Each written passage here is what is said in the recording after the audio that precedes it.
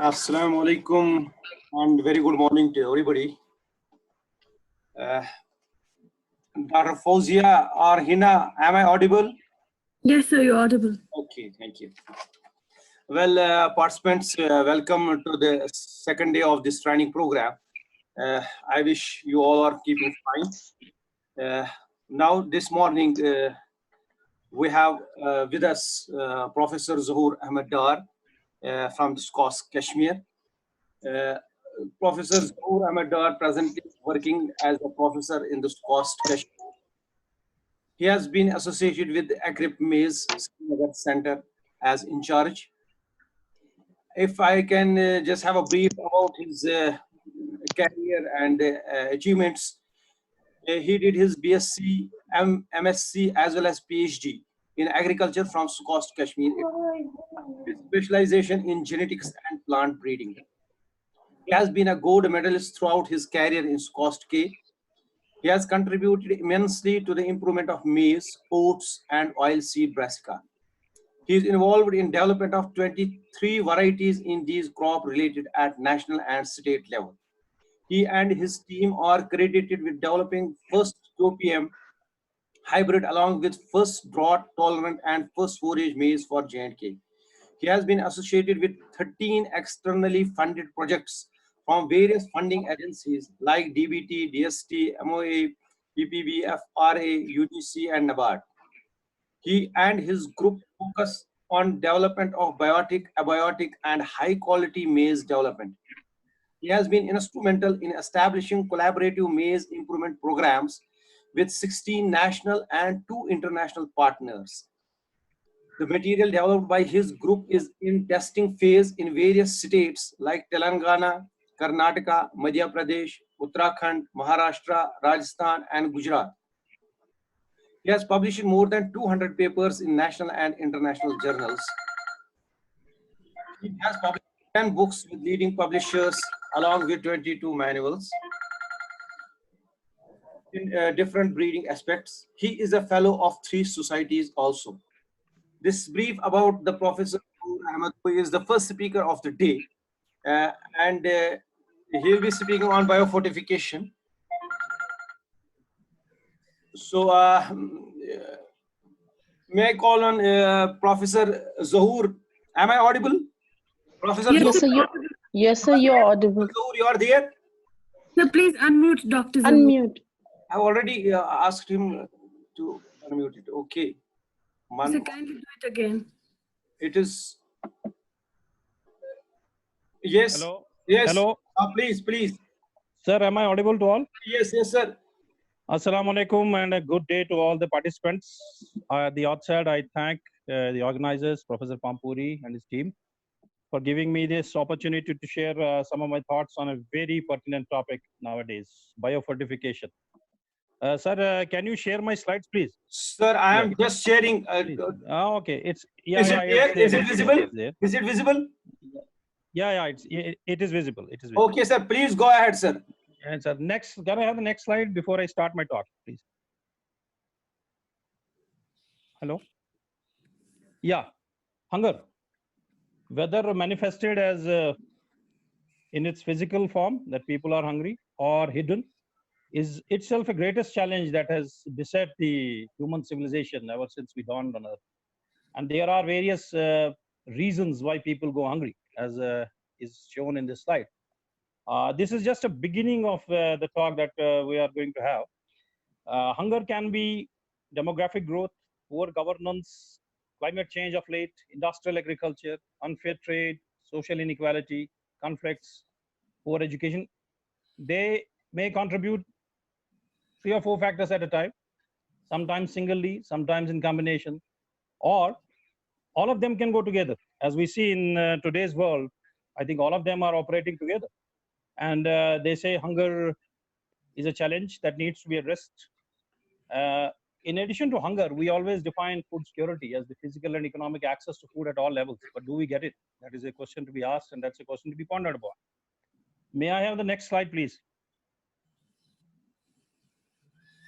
Next slide, please.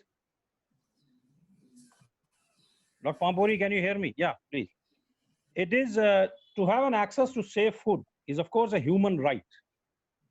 It is a right given by all the world bodies, and nobody should sleep hungry should be a goal for everyone who is directly or indirectly concerned with food security, whether in agriculture sector or allied sector. Every 10 seconds, a child dies of hunger. That is alarming. 69 crore people went hungry in 2019, and this is the latest data from WHO. Prior to COVID, 132 million people may go hungry in 2020 as a result of the economic recession triggered by COVID. Now, this is alarming. Doubting the achievement of Sustainable Development Goal 2, zero hunger. Now, this puts a very much stress on that goal. I'll be showing a slide on SDGs, but this is just a glimpse that why we need biofortification. This is a base on which we'll try to move ahead. Next slide, please. Next. These are some of the glimpses I am giving of worst affected countries who face acute food insecurity. Yemen, Congo, Afghanistan, Venezuela, Ethiopia, Sudan, South Sudan, that is, Syria, Sudan, Northern Nigeria, and Haiti. This is the World Food Policy Institute data. Next. You can skip this next and go forward. Next, please. Next, please. Yeah. Yes. Now, so we make plants to do some work for us in this field, because agriculture is the primary source of nutrition, which is affordable. To increase the vitamin and mineral content of staple foods grown and consumed by smallholder farmers can solve the problem of hidden hunger to a large degree. Africa is a big example. I'll be going to there. This intersection between nutrition and agriculture results in biofortification. That's actually making your food staples more nutritious. We have been often saying that rice is good in carbohydrates, but is it good in some other nutrients? They say paddy economies are mostly anemic, and we are seeing that in Kashmir also, because rice does not have iron, particularly polished rice. It does not have iron. So where are we actually heading? Wheat has iron, beans have iron, but are we in a position to make those nutrients available in that quantum, up to that level, and across all strata of the population? That is where we will be dwelling. Nutrition, secure future, health and nutrition, economic growth, agriculture production. These all operate in a sort of a Venn diagram that I have illustrated there. Next.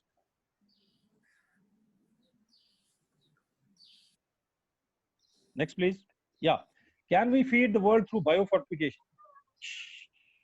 This is a question to be asked. It's a cost-effective method, no denying on that.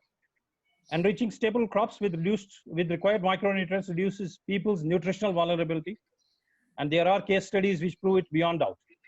With a one-time research and development investment, biofortified seeds could spread through the existing seed distribution system, yes, but that is a policy issue, needs to be debated.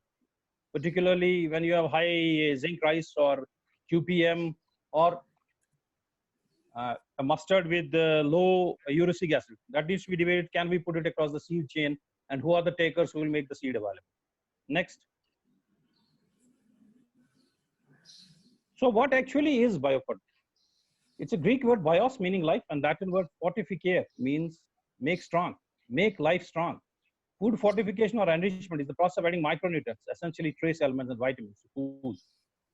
And crop biofortification is the idea of breeding crops to increase their nutritional value, and we'll be dwelling on how to do it. Next, please.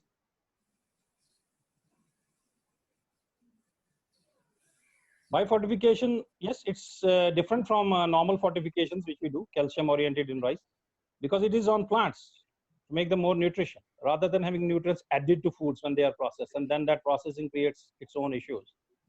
It's an improvement when it comes to providing nutrients to rural poor who don't have access to commercially fortified foods. Now, this is where the whole idea is headed to. In India, as well as globally, subcontinent, recently we have heard about releases of high zinc wheat and high zinc rice, which slide I'll be showing how ICR is doing it. Next, please. Malnutrition, particularly iron, zinc, and vitamin A are the major impediments in developing a healthy society, particularly, and it's across the world, more widespread in Africa, Latin America, and of course, Southeast Asia. Vitamin A or VAD deficiency alone results in 330,000 child deaths, an alarming figure every year, and 57% of preschoolers and their mothers have subclinical vitamin A deficiency, leading to increased morbidity and risk of mortality. We'll be trying to have an idea about Pro-VA maize, which IRI has developed, and we are using that in our program in SCOAS. Next. Next, please. Genetic engineering has an effect, but there are issues with transgenics, so we'll not be dwelling on that. Pro-VA enrichment in rice, maize could have a significant impact on nourishment and nutrient interactions, playing a major role in the bioavailability and metabolic efficiency in the affected populations. In fact, we are trying to have that Pro-VA hybrid of maize given to poultry, and a pilot study has been done with the Poultry Institute at Hyderabad on one Raja. I'll be showing that. Next. See, what is the importance of crop biofortification? Why do we do it? It helps to overcome the malnutrition, no doubt. It increments nutritional quality in daily diets. It improves plant or crop quality, and increment of variability in germplasm is required to have it in its proper form. These three things we do in all sorts of breeding programs across CG centers as well as the national institutes as well as agricultural universities. These are the three basic pillars on which crop improvement program, in collaboration with nutritionists, in collaboration with biochemists, physiologists, and of course agronomists and social scientists is done to have an impact of nutritionally dense crop varieties. Next, please. Yeah, this is an idea about crops released in Africa. Sweet potato. Now these are all edible food crops which they use. Sweet potato for vitamin A in Uganda. Cassava, again vitamin A, Nigeria, Democratic Republic of Congo. This is the Harvest Plus slide. Beans with high iron, Rwanda and Congo. Maize with provitamin in Nigeria, Zambia. This is a part of CIMMYT IITA program in maize as well as IITA and CIAT program in beans. These crops are high yielding, resistant to pests, diseases and climate aberrations. Next, please. Yeah, now about Asia. High zinc, pearl millet, bajra hybrids, India, ICRISAT and Haryana Agriculture University in Hisar have done it. Rice, zinc, Bangladesh and India. I'll be showing CR Dan and DRR Dan slide for rice. Wheat, zinc, India, Pakistan, 2013, CIMMYT and Harvest Plus, again combined to develop wheats which high zinc. And they say there's a saying, and it has been written by an authority in his paper, it's Dr. Ismail Kakmak from Turkey, who is a world figure in biofortification of wheat. He says zinc deficiency in fields somehow means zinc deficiency in humans. Now we'll be dwelling on that, how it is so. Can I have the next slide, please? This is biofortification global momentum. Nutritionists, stable crops, who is growing what. They are released in 30 countries and in testing phase in 54 countries because this is the cheapest way to provide food at their doorsteps to people, which has nutritional and economic security with it. Next, there are two types of biofortification. One is genetic and one is agronomic. We'll be focusing on genetic, of course. Next, please. These are some of the examples of biofortified crops: iron beans, pearl millet, cassava, maize, sweet potato, rice, wheat for zinc, quality protein maize. We have our own variety and I'll be showing some of the work we have done on that. Golden rice and high iron rice are only by transgenic approaches because rice has enough of iron in its husk, the covering of the grain. But once you mill it and then polish it, there is no iron. So that's why Harvest Plus has removed iron from the rice program and they are already concentrating on zinc on it. Because zinc remains there, even if it is small. And they have removed donors on the basis of zinc in husk. They want now polished rice zinc content because that is more important. That's what people consume. Previously, they used to consider donors with high zinc in husk also, or high iron. But since both get removed in milling, they have now concentrated on dehusked zinc content in rice. Next, please. Conventional plant breeding, drought-tolerant beans combined with high iron beans. This has been done in Africa as well as Dr. James Kelly's program in US. They are focusing on this drought with high iron. Next. What actually happens in biofortification work? How do we do it? First will be the discovery part, then the development, and then the delivery. In case of discovery, we identify target populations or germplasms and set the nutrient targets. Normally, Harvest Plus sets very high targets, so you can have a little bit below that if you can achieve that. Then we validate in our own germplasm, and if possible, then diversify the program by bringing other germplasm from various centers. Discover and screen the genes. Then we develop it. This is the discovery part. You can use marker-assisted breeding there also, or you can use the genomic studies to identify regions which contribute to high zinc or high iron or high provitamin A. You name the trait, there are markers available. Development, improve and evaluate it, test for nutrition, study farmers. Now this is where social scientists have a very important role to play. And in our case, the KVK science. Then the delivery, release and disseminate, and then promote their consumption. As I said, this is a policy map. Major crop adoption and improvements in nutritional status. We can have economists on it or social scientists on it. The process of biofortification is actually to explore the full spectrum of crop genetic diversity, especially in the seed banks. It's like a bank. You go there, open the locker, get whatever you want.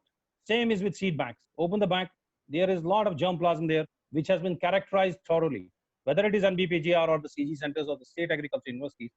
I take example of IGKV Raipur. They have a germplasm storage of 18,000 local entries in that. Tremendous collection. That is one example in rice. If we can identify nutrient-rich germplasm, breed more nutritious varieties, not only with higher amounts of desired nutrients, but also high yielding and competitive with other non-biofortified crops. Now, this is often debated that as you improve the varieties or crops for these traits, we have to compromise on yield, and we are not in a position to do that. Now, this can be debated as how it can be done, and we have examples where biofortified varieties have not suffered any yield penalty. Appreciate. Next, please. Yeah, factors to be considered in biofortification means agronomic, genotypic, pre-harvest, post-harvest, time.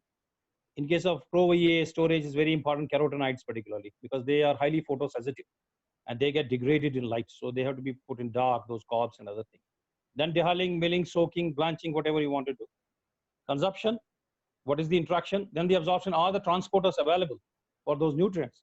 And how much is the intestinal uptake, and is it absorbed properly? And then the utilization, intracellular sensors of nutrient deficiency or surplus, which we can always study. Next, this is for zinc and iron. Next, there are some limitations. It will be only widely adapted when proponents show these foods improve nutrition. Now we need to have a thorough study, and National Institute of Nutrition is one partner in this program of ours with IRI and Harvest Plus. Amount of nutrients that can be bred into these crops will generally determine how much fortification, how much pyramiding or stacking of traits you can do. I'll be showing one slide on gene stacking also. Biofortified crops should shift significant number of people towards nutritional adequacy. Is it on? Can it be achieved? A point of debate for future. Next, please. Next, please. Yeah, if we take a look at malnutrition, global stats. Now, this is again a WHO World Bank data. 2 billion people are malnourished. Now, staggering, particularly Africa and South Asia. 815 million people are undernourished worldwide. Children less than 5 years, 151 million stunted, while 51 million wasted and 17 million severely wasted. Malnutrition contributes to loss of 11% GDP. GDP in Asia and Africa. Stunting, overweight. This overweight is a big issue nowadays in our Kashmir Valley also in kids. Wasting, under 5 in Asia. Big challenge for all of us. Next. Next, please. Yeah, you can see iron, zinc, and vitamin A deficiency, and we are everywhere. You can see the circles. It's a Harvest Plus data funded by Bill and Melinda Gates Foundation, and they are doing this nutritional work everywhere in the globe. And you can see India in red. Almost South Asia is circled everywhere. That means we are not in a good shape. Next. Next. If we can quantify the loss in GDP due to malnutrition, International Food Policy Research Institute data, India loses $12 billion. Pakistan loses 3 billion, Nigeria 1.5, Uganda 145, Rwanda. We are more than African countries. Although we believe that there is chronic hunger in those countries, but we are more than them in terms of the loss to the exchequer, $12 billion US dollars. Pakistan at 3 billion. If you invest $1 in proven nutrition programs, it gives you a benefit of $16. So you can see the scale. If you can upscale it, that's up to the policy. That's up to the crop improvement. That's up to the policy. And that's up to the various coordinations between health, nutrition, and all sorts of stakeholders who are involved. Next, please. If you look at the Sustainable Development Goals, 12 of the 17 goal indicators related to nutrition. Now you can see how important it is. Again, IFPRI 2016 17 goals anchor the global development agenda till 2030. Core is to eliminate. Now, what is the core? Extreme poverty, hunger, and malnutrition. And biofortification seems to be a what do you call a golden bullet for all of it. It seems to be a panacea, but will it be used properly? And do we have the varieties to come up to the expectations of reducing poverty, that is economic prosperity, hunger, and malnutrition, that is nutritional security? 12 of the 17 goal indicators. It's a tremendous challenge. Now, what is India's nutritional strategy? It was launched by Niti Aayog, and we have food, four proximate actually. We have food, drinking water, nutritional security can be achieved by these four. Drinking water and sanitation, food, income and livelihoods, health services. If they integrate in a manner they are expected to, then you can expect a good amount of nutritional security. And that's development. You need to aware people, have some policy, and then successful implementation on ground, which is again a question mark. Can it be achieved? This is the biofortification network in India. Next slide. And we are a part of it. FVSc&AH, we have been recently added. For poultry, we have Directorate of Poultry Research. For human nutrition, National Institute of Nutrition, biofortification, IRI, PAU, TNAU, IRI, VPKs, and IIMR for molecular breeding.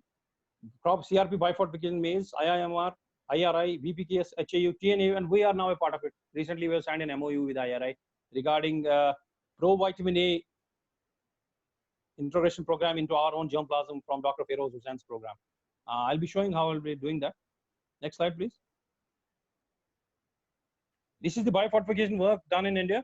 And you can see ICR has released a booklet. I have shared the link of that booklet also. You can download it from there. Rice, CR Dhan from Patak, DRR Dhan from Hyderabad, wheat, WB from Karnal, HPBW from PAU, maize, Pusa, Vivek, QPM9 from IRI, PHM4 again IRI, pearl millet, HSB from Hisar, EHB from IRI, lentil, Pusa, Ageti again IRI, mustard, low uric acid and glucosinase again from IRI. This is example of field crops. They have done for beta carotene in cauliflower also. But that is with vegetables. I found let's concentrate on crops only. So this is the table which you can all refer to. Now we proceed to study a bit about maize actually. Let us concentrate on this very important crop because it has variations for all these traits of interest. And those variations have been routinely exploited in Africa. Now let us see where we are in India actually and what is the AICRP doing. Maize, important source of livelihood, grown across the world. In fact, it is the highest productive cereal among all. In Asia, you have 63 million hectares. In India, you have 9.5 million hectares with a productivity level that is low. That is 2.45. The demand for maize will be doubled by 2050. And it is a crop which has maximum crop growth rate in the among all the cereal crops in India. Now, what actually is a quality protein maize? You have often heard this name. I'm just giving a slide. It's in normal maize, you have 0.3 to 0.4% tryptophan. And it is deficient in lysine and tryptophan. While in case of QPM, the tryptophan content doubles. It's because of a recessive opaque 2 gene, which encodes a leucine zipper. It's present on chromosome number 7. There are 3 gene-based markers, and marker-assisted selection has been, in fact, this is the first crop. If you can have the next slide, please. This is the first crop in which a product was derived from marker-assisted selection released in 2008 by Dr. Raman Babu from VPKs Almora, and the hybrid was called Vivek QPM9. And the target is 1% tryptophan, which I'll be referring to. Chinese have O16 allele instead of O2. And when you combine O2 and O16, you get more than 1% tryptophan in endospore protein. Next, please. Next. Yeah, iron and zinc. It's highest in pericarp and scutellum as compared to endosperm. Total iron and zinc are much higher in endosperm, followed by scutellum. The variations are given. There are variations, and Harvest Plus targets 30 ppm in zinc, more than 30, 32. And they are positively or neutrally correlated. And green yield, they don't have any significant correlation. So that means your yields will not suffer, as it said. They have moderate to high because they are stable traits. Mainly additive gene action that leads to lesser interaction with the environment. And that's why they are stable across environments. Harvest Plus has put a phenomenal target at 38. Across germplasm, even in our lines, we get up to 32. CML451, one of the lines from CEMIT that we use. I think most of the maize breeders in India use that as a tester. That is 32 ppm, so that is acceptable. But their target is, can we reach 38 mg per kg or 38 ppm? That's a target for the future. Next, please. Low phytic acid, another important biofortification related trait. Low phytic acid genes are present in chromosome number 1, and there's a link marker. Successfully marker-assisted selection has been done, and we with IRI will be going for ProVA and this trait in this because of the COVID we could this year, but from next Kharif I think we should be able to take it up. It actually binds phosphate, and as you know, if you reduce the phytic acid, you are going to make a lot of things available which are in a sort of a bound or fixed manner. Next. This is the journey of maize biofortification in India. It started with Shakti in 1971. Then the Asian Maize Biotechnology Network in 98. Shaktiman 1 and 2 were released. HQPM 1 was released. Then QPMs went forward. Vivek QPM in 2008. If you see the last slide, 2017, SQUAST released. It's mentioned there below the mass QPM hybrids, PUSA HM4, PUSA HM8, PUSA HM9. And then our Shalimar QPMH1 is there. It was released in 2017 by SQUAST for the state, and it is the first QPM hybrid in the state of J&K. And it has been notified for seed production and in cultivation in 2019 by the CVRC. Next, please. Can I have the next slide, please? Yeah, this is the snapshot of the first QPM hybrid in early group. We have hybrids in medium and late maturity, but for early group in Northern Hill Zone, Zone 1. This was released in 2008, and you can see the tryptophan content. In case of Vivek hybrid, which is a normal maize hybrid, the parent hybrid, which was converted into this QPM version, it is 0.59 and it goes to 0.83. Now you can see the grain yields, 5.9, 5.8, same. Flowering, maturity, everything same, except that the tryptophan content has been increased 1.5.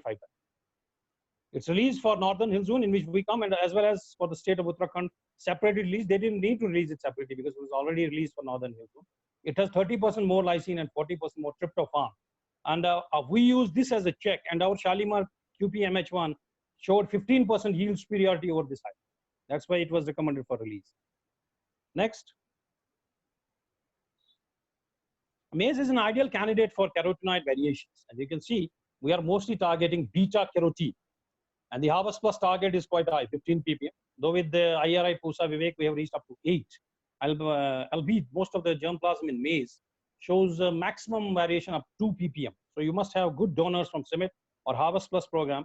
Dr. Kevin Pixley has been kind enough to share some of his lines with the Indian maize program. And we have been using those lines in collaboration with IRI in some other program, not with the development of hybrids. But of late, it has been emphasized that we should have nutrient-dense hybrids with a high amount of ProVA. Next. This is the ProVA vitamin enrichment, and we have the CRTRB1 gene, the variation of which is utilized to develop Vivek QPM9, was converted into PUSA Vivek QPM9. Vivek 27 was, these are all which have been converted into their ProVA versions. This is akin to golden rice. If you remember golden rice pathway, there was geranyl pyrophosphate, and in this case, we are targeting CRTRB1, beta carotene, to cryptoxanthin. CRTRB1 gene is silenced. That's why most of the beta carotene accumulates there. And those pigments aid a lot in developing precursors of vitamin A. Up to lycopene, if you see the figure, it is same as what you do for rice, but after lycopene, there's a bit of a change. Next slide, please. Next, please. Yeah. These are some of the hybrids which have been targeted for ProVA enrichment. HQPM1 is a QPM hybrid with ProVA. Next.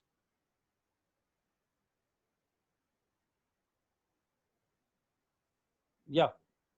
They see there are 3 traits which are being targeted: QPM, ProVA, and vitamin E, VTE4 gene you can see. These are being targeted, and these hybrids are under testing. So 3 genes. Next.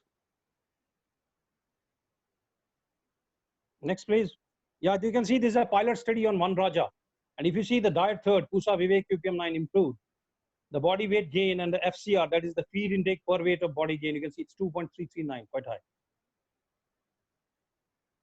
Next. We want to have more yellowness in the yolk, and that's why this study was undertaken by Moreno et al. Next, please. Yeah, this is the achievement of marker-assisted breeding. first pro-vitamin A hybrid in early group for Northern Hill zone as well as the peninsular zone was released by IRI in 2017. And you can see the pro-VA content has gone up to 8.15, that's 8.15 ppm from 2 ppm, which is present in the parent hybrid.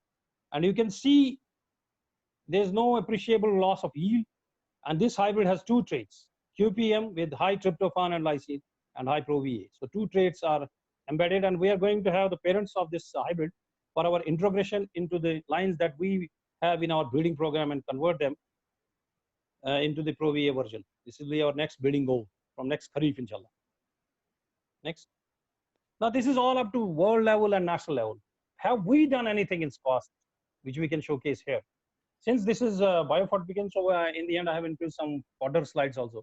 This is our hybrid Shalimar QPMH1, the first of its kind to be released. Next. Next, please. Yeah, we'll go quickly. Next. Yeah, you can move fast. You can move fast. I want you to go to this slide in the end. Move. I will tell you where to stop, sir. Move fast. Move fast. This is just a breeding procedure how we did it. Next. Next, this is the data in the station trials. Next, this is the national, this is the data on minikits, agronomy. Next.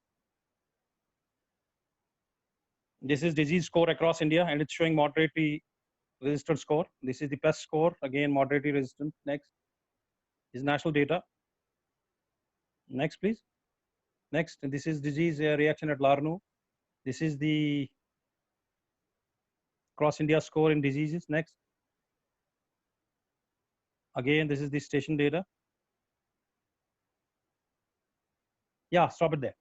See, our hybrid KDQH49, the code was under which it was tested in the ICRP. It has a protein content of 10. In case of maize, normally you get 9.5. And if you see Vivek QPM9, the check, the protein content is 9.44. And tryptophan in our case is 0.8.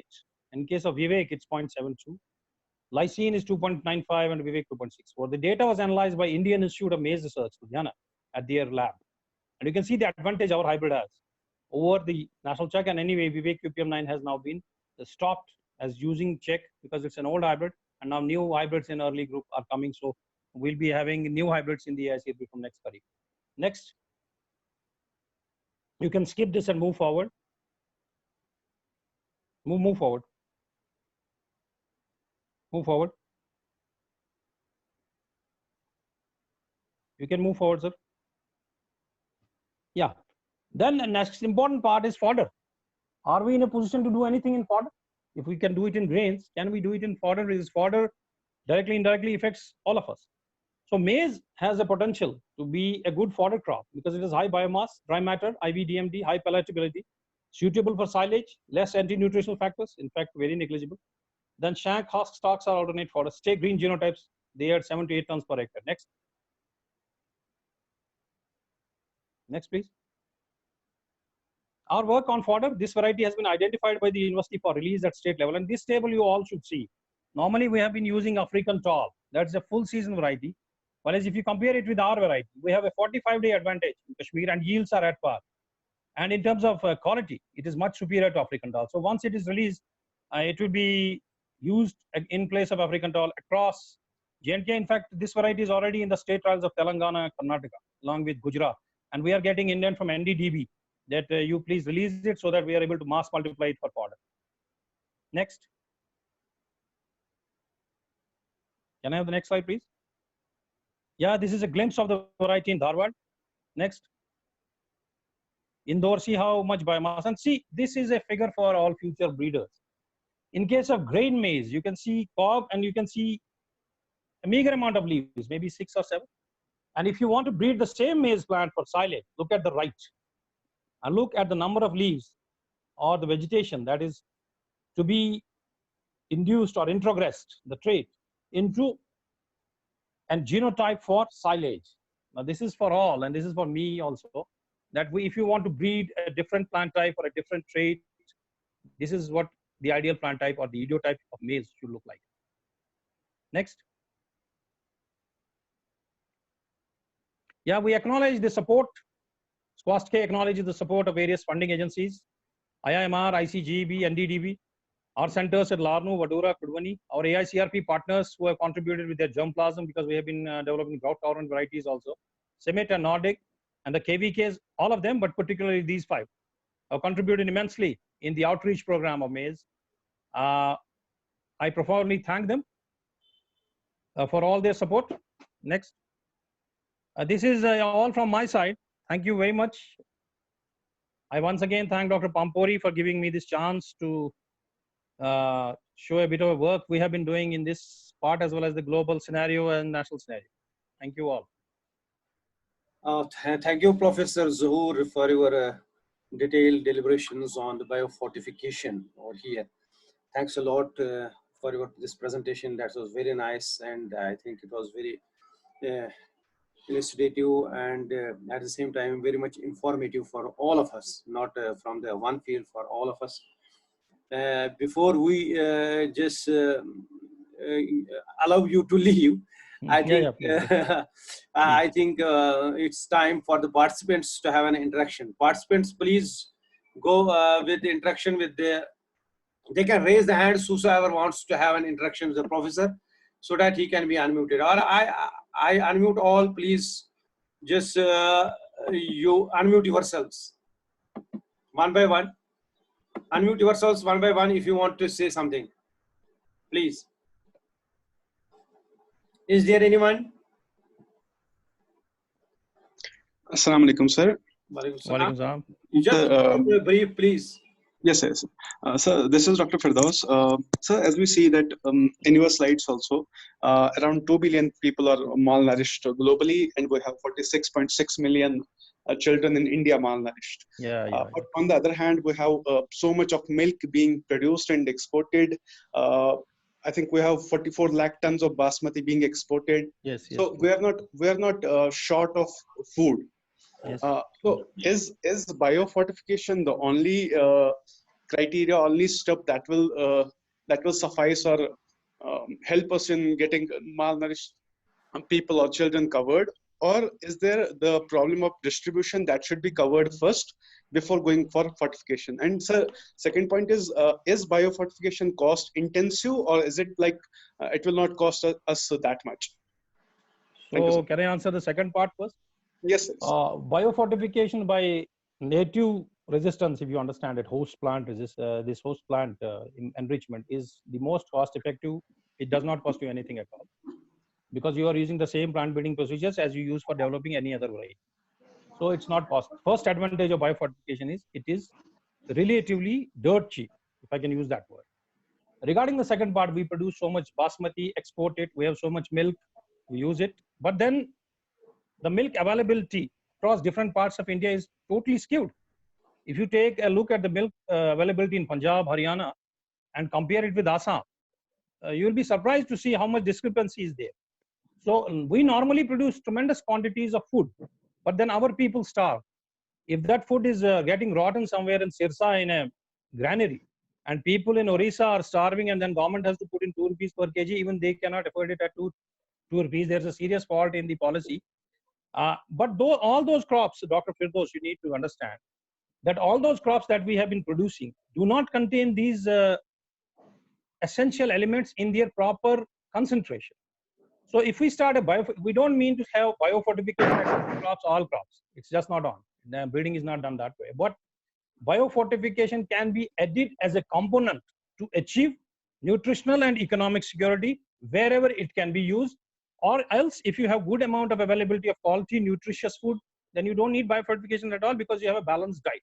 But wherever you don't have it, you can put it there and make it more balanced. The idea is to have, that's why I, in the first slide, defined food security as physical and economic access at all levels. Now that means administrative ease, you should be able to get quality food. That's a right. Right to food should be a right across board, across all strata and across all what do you say, groups of populations. The right to food cannot be trampled up. No chance. So, sir, we said that as we accepted the problem of distribution, then should we go for policies change and efforts so that distribution is even and not skewed, or should we go for biofortification and will that solve the problem? Let us first have an idea about skewness of the distribution. Yes, sir. Because then it will narrow down our deployment of biofortified varieties. Maybe suppose we need biofortified varieties, maybe we say we need it on 2 lakh hectares. But if you take the skewness of the food into account and then remove it, maybe we will have to deploy it only for 20,000 hectares. Now that saves a lot of resources. Where rather than going blanketly on that, let us first have a baseline study on where our issues are, and then we can deploy biofortified varieties as per our wish. Biofortified varieties, I want to add here, they need takers. Who is going to see? Private sector has shown no interest in hybrids which have biofortified traits, let me tell you. They are only concerned with yield. So private is a very big player in crops like pearl millet, maize, and bajra, and sorghum, and where we are targeting biofortification. So we need to have them on board and have some sort of a public-private partnership to take the hybrids or to take the varieties to their end users who deserve it. Yes, sir. That was my point. That we have to be selective. Yes. At which places biofortification should be. Absolutely. And we are lucky. We are lucky. We are getting indent for our Shalimar QPMH1 from State Department. So that way we are lucky. Congratulations, sir. Thank you so much. Dr. Rauf, Dr. Ashraf, they can unmute themselves. Yes, Dr. Rauf. Mohammed Ashraf Rathar, can you unmute yourselves, please? You have raised the hands.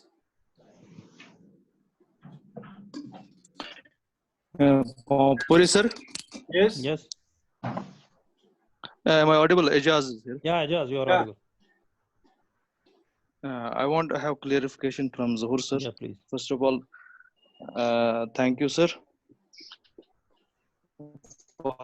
Ejaz, your voice is Ejaz, breaking. your voice is breaking. Completely breaking. Regarding this We are not able to hear you. Ejaz, we are not able to hear you, please. Can you put a question in the chat box? And also mention it. Okay, I was joined from the next one. You can take the questions from the other people also. Okay. Okay, any more? Who is there? Muhammad Ashraf, Pottu. They want to have something? They have raised the hands, but they are not there. I don't know why. Anyway, Professor Zohur. Yeah, please. I wish to put some, my doubts there. One thing, you are going for the biofortification, that's good, very good. But at the same time, you will have to see the absorption of these micronutrients. Exactly. It's not same everywhere. If you take the example of an iron, it has its, it has its limits to get absorbed. So how you are going to address those issues? Secondly, just like you said that phytic acid is there that combines with the, and then availability is not there. Yes. Similarly, you have so many other oxalates and other things. How you are addressing those things? All of them we take care in our feeding trials, and that is why we have included, I think IRI has now included ICMR also. Okay. And we have included National Institute of Nutrition to carry out this part, because this is a probably that's necessary. Program. Probably that's very necessary. That is very much, and you cannot have it. You cannot have it one way. A breeder cannot do. He can at the most develop a variety. Okay. But at the same time, yes. At the same time, when you go for the plant residues, I could hear from you that you are trying to have more iron in the grain itself of the rice, rather than which was in the rice polish or husk. Yes. Now, what for the animals? If you are going to have rice, animals are having rice, this polish and this husk that is deficient in iron then. Yes. See, sir, that is the challenge with rice. That is why Harvest Plus dropped iron in rice. The objective has been dropped. Okay, because that is our concern. Not only that. What about, that is why I showed the fodder slide. What about enrichment of fodders? Yes, exactly. Yes. And that is one breeding objective we have in our program. Okay, good. Because when you are developing fodder, there are two purposes. One is for green fodder and one is for silage. Now, a breeding objective for silage is totally different, because in case of silage, you need a brown midrib mutant that has low lignin and high digestibility. Exactly. The idea has to be to have a brown midrib mutant in maize because in silage everything then later on converts to lactic acid. So you have to have those genotypes which have high amount of dry matter accumulation, particularly 35% is the baseline kept by NDDB. So we are, that's why we need, I think, sir, Dr. Goswami, one of your colleagues, Yes, has a Pratham. DBT sponsored project, and we as a trial have given our Shalimar fodder maize to him for testing in his own project, Oh, which is a DBT funded, I think. He took it from us. that's good. That's I good. think Dr. Basharat is his name, he's RA, I think. He took it from me.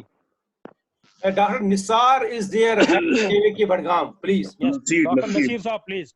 Assalamu alaikum. Assalamu alaikum. Walaikum salam. Am I audible? Am I audible, sir? Yes, you are audible. Good morning. First of all, good morning to everybody, and congratulations to Dr. Zuhur for the marvelous presentation. Thank you, sir. I have just one point where I need clarification. Yes, That please. please tell me why is the pathway ahead? Genetic biofortification or agronomic biofortification?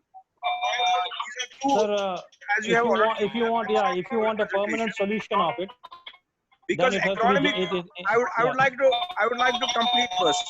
Yeah, please. Because I feel that agronomic biofortification can be taken to the level of the farmers also in future, and that is the limitation with the genetic biofortification, because we need that can be done by the high end these by through this high end research only. Wow. So where I would like to know that where does the pathway lie ahead as far as this agronomic biofortification. I know that agronomic biofortification has some limitations also, but I would need clarification from your side. Sir, two parts I will answer. Let us take agronomic biofortification first. And normally agronomic biofortification means zinc biofortification, mostly globally, as well as in India, as well as in Kashmir. We need to have an idea about the zinc status of our soils. Do we need to apply zinc at all? Now, once you start applying, yes, you are right, it can go up to the farmer's level. And then as you go on applying zinc, go on applying in certain dosages, 10 kgs, 20 kgs, 30 kgs. What is the concentration or the uptake in the grain? That we need to study. And once we study that, because if there's a zinc deficient soil and you are applying zinc, have you studied what are the transporters in the plant which will take zinc to its target? That is the endosperm. That we need to study. This is an agronomic biofortification. Year after year, you are doing the same exercise, and it's cost involvement. But in case of if you do breeding, suppose you are doing conventional breeding, it is conventional breeding with no cost. It does not involve any marker-assisted lab, does not involve any GWAS. You have a donor, you cross it, you develop a variety, and give it like any other variety. For instance, if you have rice, Shalimar Rice 4, you can improve Shalimar Rice 4 for its zinc without any cost, without any additional cost, and the same variety can be put in public domain, and it's a permanent feature. You don't have to repeat like you have to repeat in case of agronomy. That is why I believe, and most of the planners believe, that in order to achieve the end results of hungerless world, genetic biofortification using conventional and molecular breeding, not transgenics, because they have their own issues. Conventional and molecular breeding has to support, go in hand, and then you can have an everlasting solution at which you don't need to worry at all about this. In addition to crops, we need to supplement our diets. See how many people of us are taking dates, which are good in iron. How many of us take fruits? I think in Kashmir, whenever you take fruits to home, somebody says, is there anybody ill? That's why you are taking fruits to home. So if you have this level of understanding, you need to, that's why I said KVKs will be the game changers if you have this sort of technology going in and outreach program. They have to convince people about its advantages for nutritional enrichment. KVKs and gender sensitive groups outside on NGOs. Outside India, in India, KVKs are the best players to have an impact on ground. Thank you very much. Thank you. So nice. So nice. Thank you, sir. So nice. Audible? Yeah. Sir, thanks for this wonderful presentation, first of all. Thank you. And second, I believe that you should have mentioned KVK Kupwara while you were thanking No, the but other I said, KVKs. maybe it has came, I'm sorry. Dr. No, Ajaz no, and no, his no. team have taken our fodder maize there also. I acknowledge. I'm sorry if it has skipped from my mind. I'm sorry if it has skipped my mind. Ajaz, your voice is breaking down. I always appreciate the interest and the support. Please let me complete and the support Zohar sir you have given to the KVK Gupwar, especially me in giving Thank the you. seed for fodder distribution. Thank you. Sir. Thank you. Allocation. Yes, yes. Yeah, for example, you are telling that we have to go for the fortification, but I believe that I have worked on it. 85% of the plants for animal use I have tested, they are deficient. Can we do something with the soil so as to improve its content of the zinc, because soil is also deficient in zinc, Yes, and yes. that will directly go into the plants for human consumption. See, Nasir Saab's question and your is almost at level, but whenever you have zinc deficient soils, if we want to Yes. ameliorate them, difficult on a larger scale, but even if we do, and your zinc in soil is say in a proper concentration, but what about the plant inside? Does it have the genes for those promoters? It's not only zinc in soil, it is the movement of zinc to its target site in the plant, and for which Yeah. you need genetics. Okay. You need genetics, because if you go on applying zinc, there will be no result of it, because there's no transporter available. Now, in walnut, they are trying to apply the paste of the zinc, so just to prevent the shrinkage of the kernel. Is that Yeah. approach then right? If you apply paste to have, then it depends on where the zinc is. In case of rice, it has to go inside the underspar. In case of walnut, you have an external covering, then you have a very hard covering inside also. Are they sure it will penetrate inside the cell membrane? I'm sure that in KVK, in one of the presentations, they were emphasizing on this application of the zinc That is solution okay, for but the walnut. you again have to take a large study on it, Yeah, and then yeah, see yeah. the absorption rate. Yeah, What obviously, is the sir. absorption rate of zinc? Is it absorbed Yes. in, and then what is the availability? Will it be available in that amount of quantity as is required for a biofortification program? That is very Absolutely. important. Thank you very Biofortification much. by native genes or the host plant genes is the most cost-effective strategy which can be deployed. Okay. Thank you, sir. Thank you. Thank you, Doctor. Thank Once you, again, I Ajaz. thank I- KVK Thank you, Ajaz. for fodder meal. I appreciate the support you have. I have received Thank you very much. distributing the seed. I Uh, appreciate Thank the you. support. I just take the privilege over here. We all are probably honored to have with us now. We have been joined by a renowned personality in animal sciences, the Professor Amal Madan. So Amal Madan has joined this meeting over here. I am highly thankful to sir. If you can unmute yourself, please.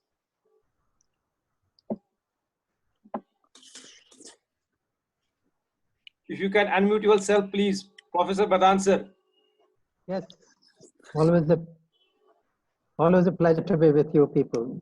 Yes, sir. We are highly obliged, sir. We are really humbled and really we are fortunate to have you with us this morning in this session. We are I could listen grateful only for a part of the presentation. I could be only for a part of the presentation, and that sounded wonderful. I find that this was a very good presentation from Dr. Dara. Thank you, sir. At the Thank you, same sir. time, Thank you very much. there are two issues which come very prominently. With so much of diversity as far as the soil conditions is concerned over the country, and with on top of it, that with a lot of soil being leached out because of the tremendous amount of flooding which is taking place, almost about 1/6 of our land mass almost every year has a soil top which gets washed off. So many a times that our attempts in order to structure the soil that our plant needs gets defeated. So it is in these areas where we have got high producing crops, or what we call as thrush crops, high producing crops, that it is there that we can have a better approach to things in terms of fortification. But then the question always comes that in terms of the yield, we also will go on to the yield than to the quality. And because reaching the hungry mouths is always a great issue. So therefore, a balance has to be struck. And I believe that it is the universities, agriculture universities, And we have got certain really farmers who are very advanced in technology, who can get over to this area and bring about a qualitative change in the food which we eat. And in that direction, the points brought out by Dr. Dar was very, very, very encouraging and very nice. And my pleasure to be with you, though I got late into getting into it because of certain technical problems. Thank you. Thank you for this opportunity. Thank you, sir. Thank you. Thanks a lot, sir. We'll have other sessions over here. We have speakers from Director NARM. Also, we have one speaker from Norway itself in the afternoon. Yes, I got lost in the, for every session, there is supposed to be a separate ID. For every day, not for every session, for every day. I mean, every day. So that's why that I was logging with the previous one and it was not getting through. It is just to have a security over there. That's only. Okay. Fine. Thank you, sir. So nice of you. If there is no, queries, there is no one to have any clarification, then I think I will invite. Is there Javed? Javed is there, please. Yes, Dr. Javed. I think his mic is not working here. So, Dr. Fozia, are you audible? Yes, sir, I'm here. Sir, there is one query, sir. Can Yes. I intervene? Some Dr. Yasir Afzal wants some query, please. But he is not unmuting himself. Yes, sir. Yes, sir. Assalamu alaikum, sir. Well, sir, go Yasir, ahead. you're audible. Yes, Please go ahead. yes, sir. Sir, Go first of all, I would like to thank Zuhur sir for a nice presentation. Yes. Thank you. Thank you. Sir, I have two queries. Okay. Sir, first query is regarding one of the famous variety of rice which is grown here in Kashmir, that is mushk bujji. Okay. Sir, is it a biofortified variety of rice? No. Sir, the flavor which it has. Aroma. Yeah, aroma. Yes. Sir, is it that the instinct, the natural instinct of that, or it is something which has been added to? Can I answer this first? Yes, sir. Mushk bujji in the first place is not a variety. Okay. It's a land race. Okay. And it is cultivated in Sagam area of district Anantnag, valued for its aroma, and we have quantified that. We have had the BAD gene, we have had the marker for it, we have the acyl pyrrolane acetylation zone. It has one issue, it is terribly susceptible to rice blast. That's why it's not cultivated across large land areas. Plus it has high starch, and nowadays people are really health conscious. But at the same time, Dr. Asif Shikari and his team have developed a pyramided version of mushk bujji with resistance to blast by incorporating 3 genes, PI9, PI54 and PIKH. So we have now a version of mushk bujji which is disease resistant and has aroma. It is valued for its aroma, and one difference between basmati and mushk bujji is basmati is the preferred one because of its grain type in an international trade. It has an amylose which is intermediate, that's why it doesn't stick to your fingers. Mushk bujji does. Yeah. Mushk bujji has a local market, basmati has an international market. While in case of mushk bujji, if you cook it, the aroma is quite long, stays quite longer than basmati. Yeah, that you have to appreciate. Okay. It is not a biofortified variety. No. It's a native gene which controls aroma. Sir, That's why it's called mushk bujji. Mushk means scent and scent means aroma. Okay. Sir, thank you for this query. So now my second query is regarding the animal nutrition. Okay. Which is basically my discipline. That is why, sir. Yeah, okay. But McDonald, I have only heard, I have not studied. But I have heard there is a book called McDonald. Yes, so sir. please excuse me if I make some mistake. Yeah, Principles of Animal Nutrition by McDonald. McDonald, I have heard. Yes. Yeah. Sir, most of the emphasis has been laid regarding the primary crop, that is the cereal grains. Yes.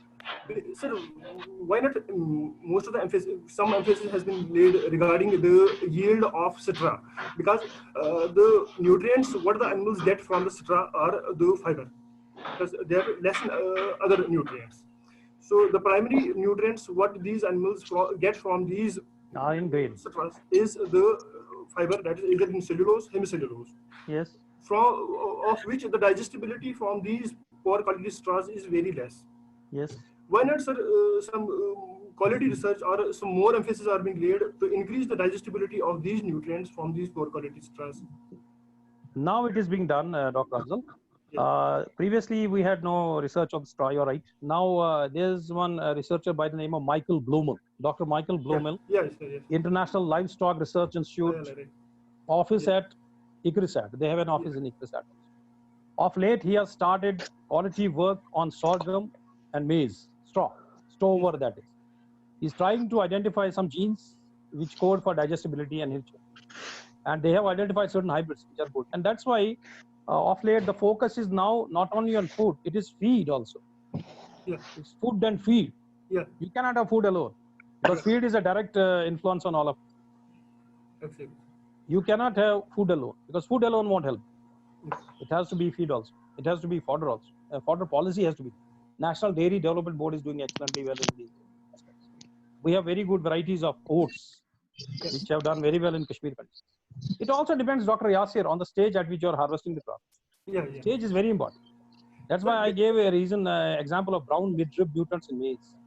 They actually code for low lignin and high digestibility. Yeah.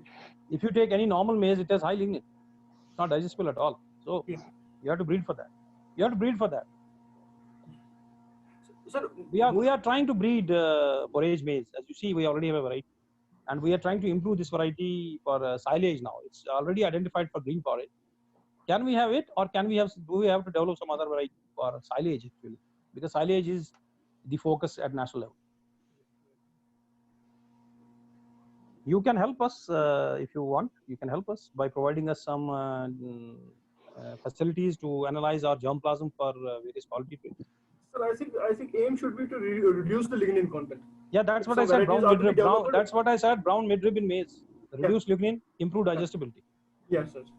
You have to help us. If you can come forward and help us in screening our germplasm for these traits, it will be appreciated. Yes, sir. I think aim of the plant breeders in the field of developing the quality fodders for animal feeding. That is why I told Dr. Pampuri also it has to be an interdisciplinary approach. And we take privilege that we have been helped by our colleagues from FVSc, and we look forward to collaboration with you also. There is no issue with that, absolutely. Yes, Dr. Yasir. Thank you, sir. Thank you. Dr. Yasir, a good work is going on this field. I think one of our colleagues in Germany itself, he has completed now his research on, he has introduced lignase enzymes in the bacteria. Yes, sir. Which can be then helpful in the ruminants if you can have those bacteria in the microflora. So you can have in future. I think such biotechnological tools and techniques are coming in. So they have introduced lignases there even in saliva, right? They expressed the lignases in saliva of the animals. Sir, so those are used as probiotics or enzymes which are coming up now. Yes, sir. So, in future, you will see something different. Yeah, sir, but those are used as probiotics or exogenous enzymes. Right, exactly. Yeah, sir, I think, if we start right from this beginning, that is from plants itself, which acts as a source of feed or nutrients for the animals. Yes. That at the earlier stage, I just cleared from the Professor Zohur. That was also my concern about those, from these residues. What about these plant residues? If they are only taking care of the grains for the human consumption, but what for animals which are taking the residues? Yes. So that's there. He has answered that question nicely. That it's a, you can say, a collaborative this effort. Yes, we all have to come in it. Is there anyone more who has some queries or any clarification from the speaker, please? Thank you, sir. Thank you so much. If no one, then should we allow Professor Zohur to leave? He is already late. I am very sorry for that. No, sir. My pleasure. No problem. So, you are very much, there to leave our session over here. I can just end the meeting and we will join again within 10-20 minutes so that we will have our own. I think only 10 minutes are now remain there. So we will remain here. You can leave, please. Professor Zohur, you can leave. You can attend. Thank you, sir. Thank you. Sir, your assignments, please. Sir, sorry to interrupt you here. Sir, the Director NARM Hyderabad has joined. Zohur sir, Pampuri, sir. Oh, he has joined the. Welcome to Dr. Rao from all of us. Yes, sir. Sir Srinivas Rao, Director NARM, has joined right now. You can just. Good morning. Good morning, everyone. Good morning, sir. Very good morning, sir. Good morning, Madan Saab. Good morning, Madan Saab. Pleased to see you. How are you, Rao? Fine. Thank you, sir. Great to see you around here. Thank you. I think we will continue the session with our Professor Rao. Before we hear from him over here, I will for the information of the participants, have some brief about Professor Chorukumali Srinivasa Rao, who is presently Director ICR, National Academy of Agriculture Research Management, Hyderabad. That's now. Professor has done his PhD in Soil Science and Agriculture Chemistry from IARI New Delhi, and then postdoctorate from Tel Aviv University, that's Israel. And he is former Director ICR, Central Research Institute for Dryland Agriculture, Hyderabad. Also the former projector coordinator, All India Coordinated Research Project on Dryland Agriculture, Hyderabad. He is also board member of International Dryland Development Commission, Cairo, Egypt. A member of Asian Long-Term Experimental Network for Agriculture, Japan. President of Association for Management of Agriculture Research and Agripreneurship, and President of Association for Innovation, Development of Entrepreneurship in Agriculture. He has in his credit 277 international and national papers, with 113 international papers and 164 national papers. He has 26 books in his credit, and then he edited also 16 books. He has international 19 chapters, book chapters, and national 43 book chapters. That's the brief I could find from the internet about the Professor Srinivasan. So I am highly, pleased to see you over here this morning with your second lecture of the day. Professor Srinivasan, you are most welcome, sir. We are highly grateful to you. You have spared your precious time and just wish to deliver a lecture to our participants in this training program. Most welcome, sir. You can go ahead with your presentation, sir. Thank you very much, Professor Pampuri, and it is a great pleasure to me. I am just sharing my host as to. You have been allowed, sir. You can just. Yeah.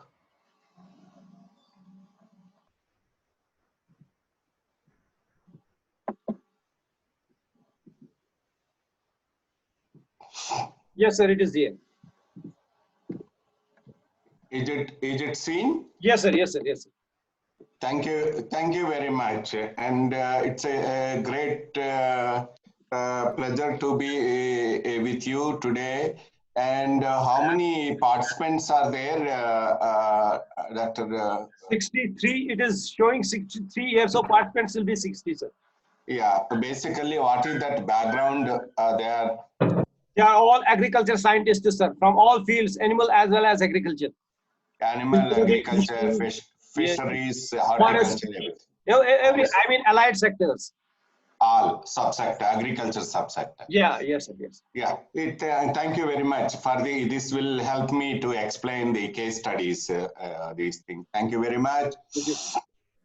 And I have chosen thank you for the introduction and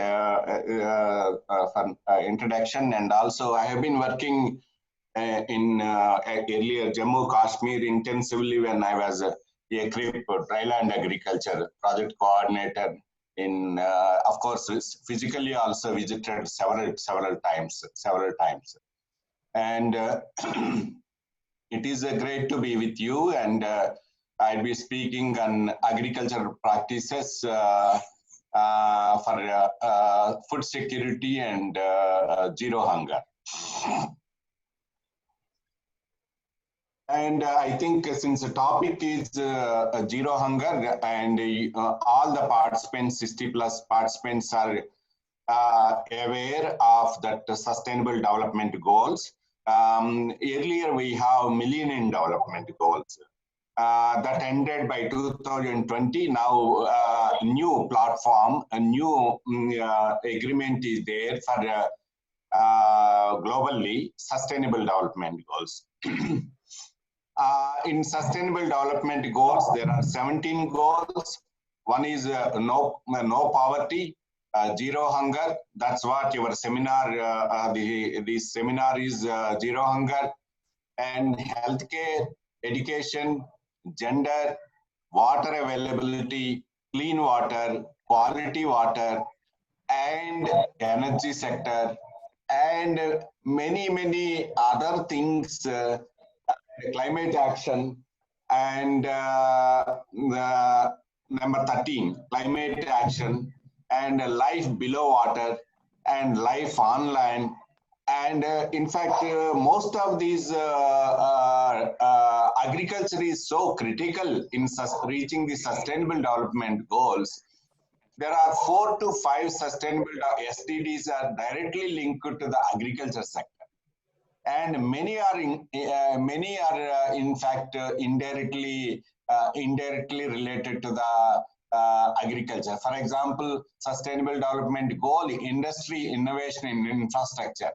You see, in Indian industry is perishable when agriculture, whenever a normal year, it's not drought year, that industry growth is very good.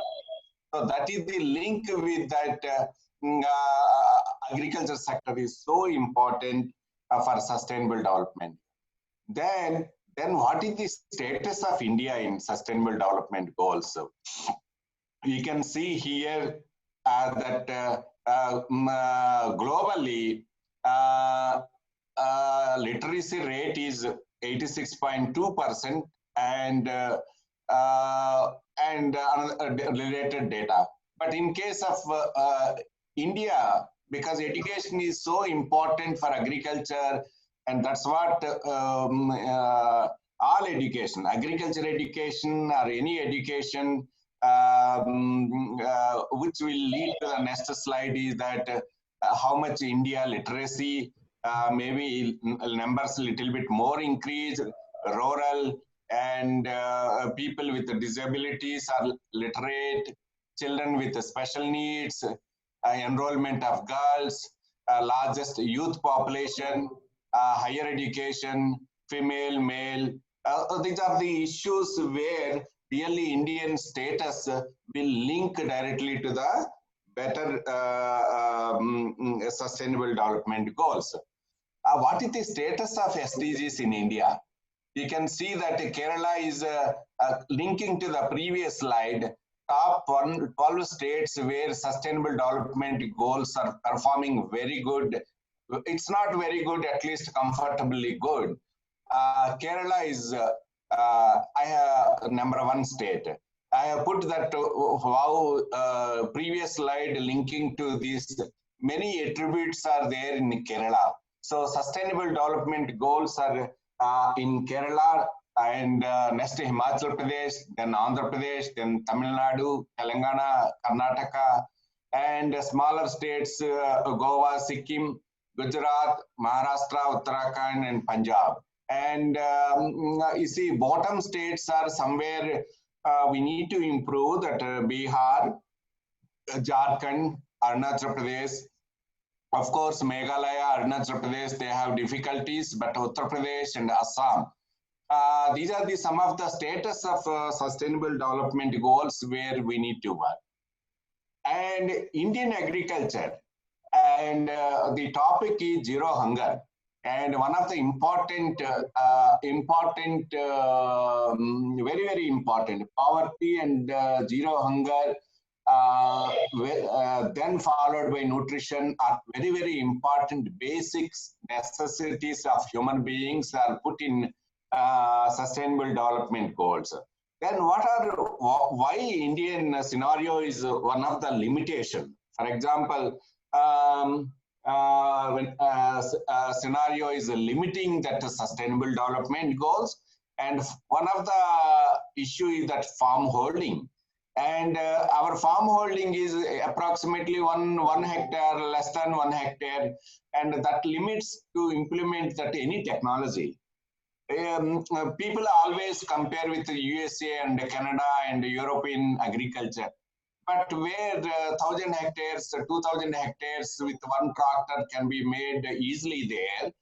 Whereas in India, even if you see that Jammu, Kashmir and Northeast thing, a small holding and one is upper slope, one is lower slope, and any mechanization is not possible. And holding is small holding. Yeah, but then if small holding is done, what is the opportunity to move forward? Now the concept is coming, farmer producing organizations. Can we go over 200, 400 farmers aggregate together?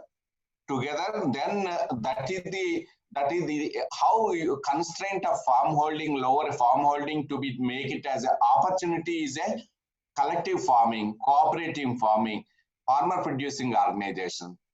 Very very important point is degradation of natural resources. I tell you, I also often come to Dehradun and also Lal Bahadur Shastri Academy, Mussoorie, to take the resource persons for Indian forest officers and also mid-level Indian forest officers, as well as and administrative IAS in Mussoorie Academy, Lal Bahadur Shastri Academy. At the same time, all Indian forest officers come to NAM for every probationers come to NARM for 1 week training. So where we really make that degradation of natural resources and forest ecologies, we deal very, very intensively. So especially to mention that Northeast and Himalayan ecosystem are for any region in India, tropical condition, degradation of natural resources is very, very important challenge, climate change. And you know that for the last 30 years, rainfall has not decreased, but total amount of rainfall is same. But what happens? Number of rainy events have been decreased. In Hyderabad itself, for the last 4 days, we have received around 200 mm rainfall. That is all just 4 days continuously. And total average rainfall is around 750 mm rainfall in Hyderabad, or the major southern parts of India, or Madhya Pradesh. And 25% received 4 consequent days. Then if crop season goes, that you see how to manage that climate change variability. Then one of the important challenges is a weak markets. We produce lot of production, but weak markets, farmer is not happy, farmer is not getting profitable price, and farmer is in distress. And markets, we have got ENAM, and many activities are coming. Still that farmer gets only 1/3 of actual price, and consumer also. So middlemen get a lot of things. So that's why we have to improve. Perhaps that we are coming up one market, one nation. That concepts are coming, but still that it is a challenge we have to look into. And most importantly, Indian agriculture is a primary agriculture. We produce horticulture, but we will not process it. We will sell. Whereas our neighboring countries purchase them, process them, and they get 100 to 500 to 900 times more value for our produce. That's why these are all leading to that low farmer's income. When farmer's income is low, his purchasing power is low. His children education is low, his nutrition is low, and many issues are related to farmers' quality of life. That's why agriculture is so important for Indian sustainable development goals. But in India, if you see that the growth last 70 years, we have achieved so much. In fact, We have self-sufficiency in food grain through green revolution. Enough this year, 320 million tons of fruits, vegetable production through golden revolution. Food grains are 290 million tons. Fish production many times, blue revolution, and billions of eggs. Poultry, silver revolution. We have 170 million liters of milk through white revolution. We have all achieved, but some of the participants may ask me, sir, it is a zero hunger is achieved when you have this much enough food. That we will discuss. You may put, I think this is the discussion point. Taking that success stories, 390 million tons of food, I have said, 320 million fruits and vegetables, and compared to 50 to 60 years back, we improved the milk production 8.5 times, egg production 43 times, fish production 13 times.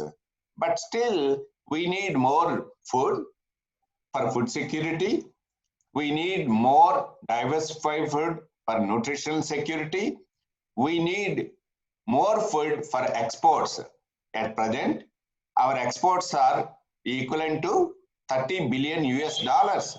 We want to aim it to 30 billion to 60 billion US dollars. We want to double the exports. It is possible with the same production, agriculture production. But these are all success stories are happening on with increased pressures of natural resources. We have water. In fact, people say that in Jammu, Kashmir, or Jammu and other regions, or Punjab, Kandi area in Punjab, there is enough water. But we have rain-fed regions in Kandi, in Punjab, in Jammu, Kashmir, and Rakhdin that is a rain-fed region, rain-dependent. And the soil which we have is the same soil. During last 3 days, 4 days, you see that floods in many regions. Lot of water. The dams are full and it is reaching to the water is entering into the sea. But you see the soil, the water color. Water color is not fair, clean. It is taking lot of soil. Soil is a gold. Soil is a national property. Soil is a wealth. Soil, the healthy soil to be handed over to next generations. But you can see how much soil is taking into the sea, in the water. At the same time, if water is accumulated in the sea with the soil, its carbon dioxide fixation capacity of the sea is reduced. Then another aspect of environment, climate change. Then important aspect is that climate change, environment, our carbon dioxide concentrations are very, very increasing. Just a few decades back, it was 350. We are all scientists. We used to study what is the ambient temperature, ambient concentration and climate change research. We used to take 300 ppm of CO2 concentration. Now in Hyderabad, in some Delhi, it must be more. And the carbon dioxide concentration is 420, 425. Then biodiversity. Very, very important aspect of India is biodiversity. But we have little harnessed biodiversity. In fact, people say that a decimal was harnessed biodiversity and lot to be harvested, whereas Indian biodiversity was utilized by many other countries, but not in India. Forest cover. In fact, when you are from Jammu, Kashmir or any other country, you ask your grandparents, how was the forest cover earlier days? Now, forest cover is thinning. When forest cover is thinning, what is the other mechanisms to bring more trees in the country? As per the forest policy, we need 1/3 of land should be under forest. But the agroforestry is coming up. But agroforestry, you may ask a lot of challenges in agroforestry. Then, with so much food, you can see that food security food security risk, then you can see that where are the hungry people here in India. So this bottom right side globes indicates that largest globe is largest ball size is India, around 20%. I think 238 millions of the people are, maybe it is a little reduced now, are the hungry people, followed by China, followed by Pakistan, Bangladesh. You know, friends, whom we are competing in the map, top side we can see Indian Hungry Index. The color of India is same with, you can see here some of the African countries where maybe Kenya, maybe Nigeria, and somewhere other countries where you see, despite of having high food, high production. So most important aspect, one of the important is that food accessibility is the problem in India. At the same time, when sustainable development goals, that to zero hunger, farmer is a critical. You know that even corona pandemic region, that everybody is, all things have gone down, but agriculture has not gone down. In fact, agriculture is the most sorted sector in this last 6 months, 8 months. If any situation lockdown was happened, first all the people, maybe of course doctors are very, very important, and security is very, very important, but all public rush to purchase the groceries, and every grocery is a farmer, and farmer has challenges. Farmer is saying you and me that my cost of inputs increased over the 70 years, 50 years. What is the solution?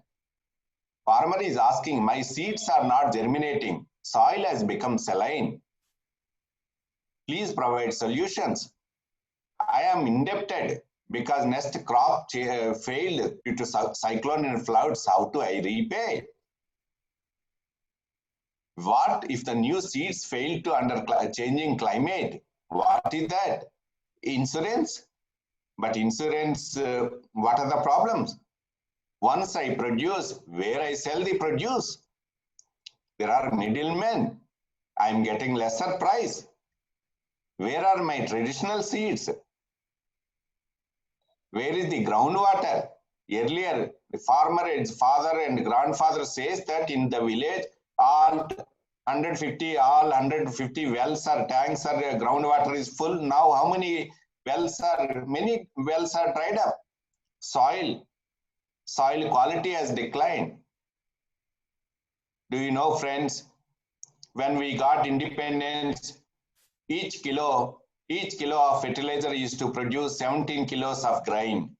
Now each kilo of fertilizer is producing only 3 kilos of grain, 3 to 4 kilos. It means that the improved agriculture production has happened more and more nitrogen, phosphorus, potassium, and other mineral fertilizers. When this fertilizer cost is increasing, cost of inputs is increasing. So a farmer is asking how to reduce the input cost, the cost of cultivation. Resource conservation is very, very critical for sustainability. When sustainability comes, food production is good. When food production is good, food availability is good. Food availability through program, then hungriness is reduced. So when natural resources, what are the natural resources? Land and soil, water, forest, climate, biodiversity, these are the natural resources which provide food security, nutrition security, healthcare, and climate change mitigation. So these are these important relationships. One of the important aspects of food security challenges with the natural resources is that if you observe this graph, the agriculture production, food grain production is increasing with the blue line. It is growing up. But during last 2017 or last one decade, that blue graph is pushing down by emerging pest and diseases. Maybe you can see that many emerging pest and diseases, less water, low nutrient use efficiency, energy scarcity, climate change. These are all factors pushing that food production curve down. So that what we have to do, you and me and everybody, we have to push that line up.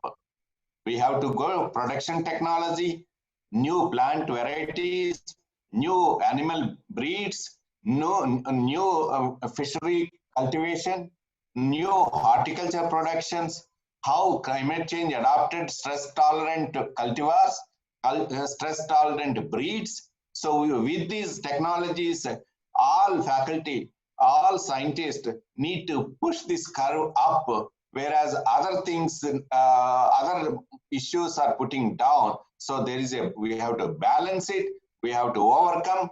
Then our food curve, growth curve is up and up. Then what is the sustainability? Sustainability doesn't mean that we have to produce less. We have to produce sustainability equal productivity plus conservation of natural resources. Resources means any resources. In fact, traditional seeds, productivity and conservation becomes sustainability. Then if anything is missing, if we are getting more productivity with lesser conservation, that is not sustainable. If we are conserving, but we are producing less means, and food and nutrition security is threatened. So that's why this is the important aspect is while conserving the resources, productivity has to be increased. Most important aspect I take it is a water management. Dear friends, if we properly for zero hunger, I tell you water is the most important. We may get enough food, but to produce that food, our animal drinking water, our human drinking water, water is very, very important. I tell you this, take the figure of this one, farm pond technology. Why when we have introduced this farm in Adilabad district bordering Maharashtra and Telangana, the farmer was initially reluctant. But when farm pond was made, is a traditional cotton was diversified to the cotton and red gram, to the vegetables on the boundaries, and income has risen. The income has contributed to the children education, and their vegetables contributed to the nutrition. They have more income. So water can make a lot of change in Indian agriculture, because water is a severe problem. Water availability is declining. Per capita water availability is declining in India. Dear friends, earlier we used to see that food availability, lesser food availability leads to the migration. But last year, Chennai city, there was no water. A lot of migration happened that because of water crisis. So in future, most important aspect for reaching the sustainable development goals directly, because clean water is required for animals also. Animal drinking water, especially during drought years, in the month of April, May, the water bodies dried up, quality of water determined. There, the problem of animal drinking water comes up. So water is important for sustainable development goals. Then the important technology is a farm pond. When excess rainfall comes, harvest in farm pond. When mid-season droughts happen, reutilize efficiently. The collected farm water should be utilized this way with micro irrigation system or a drip irrigation system. Unfortunately, many areas in India, the moment water is available, we shifted to the paddy rice, and we will not diversify. There are some reasons, some problems for farmers why they are moving to the rice. But the moment water is available, we tended to shift to the thing. But whichever, either banana, either horticulture crops, any crops, either fodder crops, anything, efficient utilization of water is very, very important. Maybe drip irrigation system or in closed system, closed plantation, and sprinkler system in field crops, rain guns in higher, these are the various micro pressurized irrigation systems made we must. Government of India has brought the program that Prime Minister Krishi Sinchai Yojana, which aims that more crop per drop of water. It means that conserve the water, utilize efficiently, produce more crop per each drop of water, so that it is energy efficient, so climate friendly. So that, why climate friendly? In fact, when we are putting that, if you have enough water in the bore wells, and lifting that also consumes energy. So that surface water conservation and in situ moisture conservations and efficient is very, very important. Another important aspect I put is that seawater farming. You see, in India, we are lucky. Around 7,500 kilometers coastline we have. Lot of sea border we have. So can we utilize fishery, cage culture, brackish water aquaculture? Why it is so important? Though a lot of non-vegetarians are there in India, and 3 years back, when it is fish is a very, very important protein source. But when 3 years back, there is a pigeon pea crisis, arhar dal ka ek kilo 150 rupees chala hai. But why it is a lot of demand is there? That's why everybody, when everybody is trying to purchase the arhar dal, tur dal, then price has increased. The point is that then at least non-vegetarians move that fish and animal source of protein.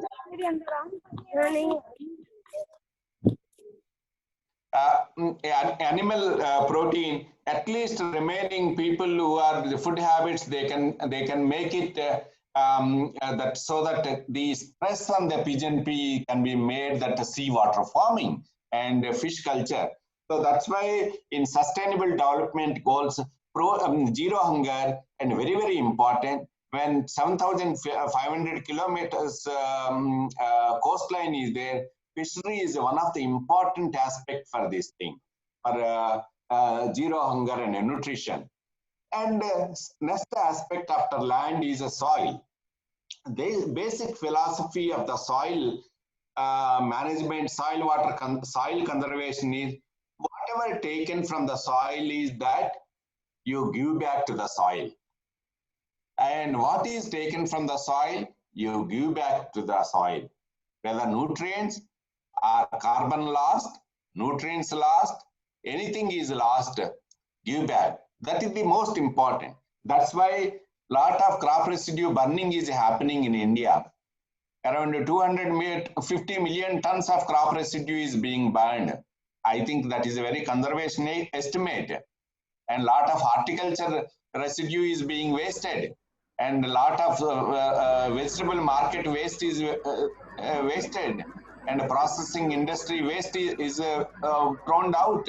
So you bring back into the soil so that soil resources are conserved. Soil resource conservation is very, very important. So this is the way how that field crops are being reduced as a burned. This is in Andhra Pradesh and Telangana, where cotton residue is being burned. In fact, these soils are very poor in soil organic carbon. Some of you are agronomists, soil scientists, soil water conservation, environmentalists, can understand that Indian soils are very poor in carbon.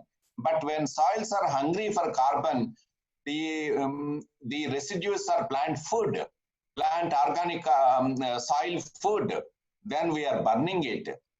And we are not providing that food to the soil, whereas we are burning so that carbon dioxide concentration is increasing to the environment. We are doing two issues, two challenges.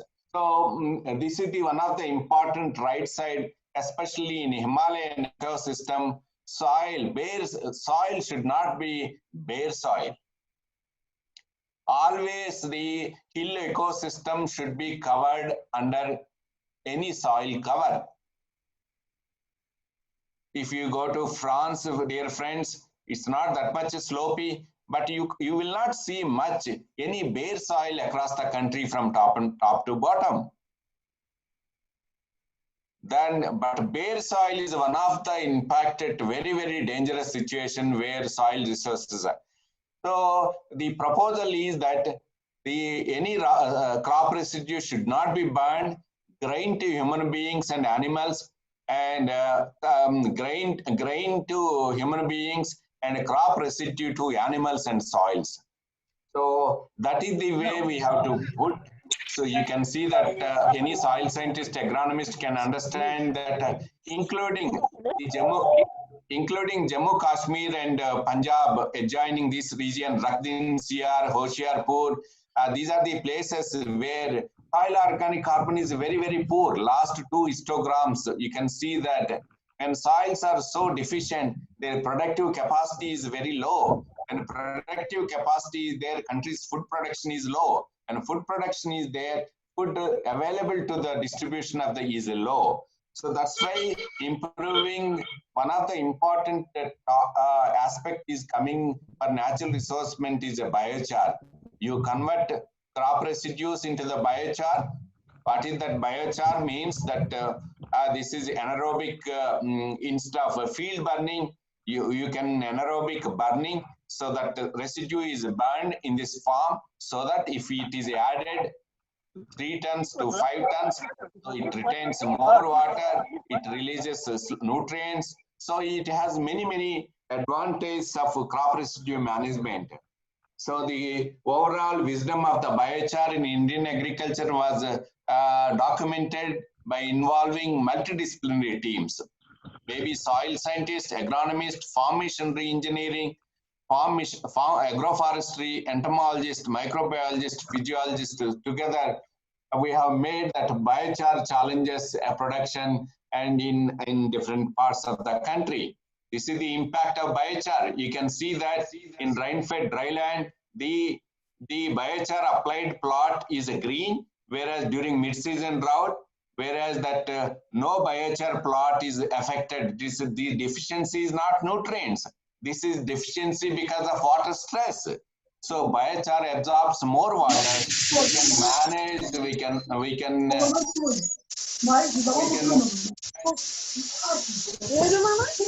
I think I request Asif to mute that phone, Madam Asif.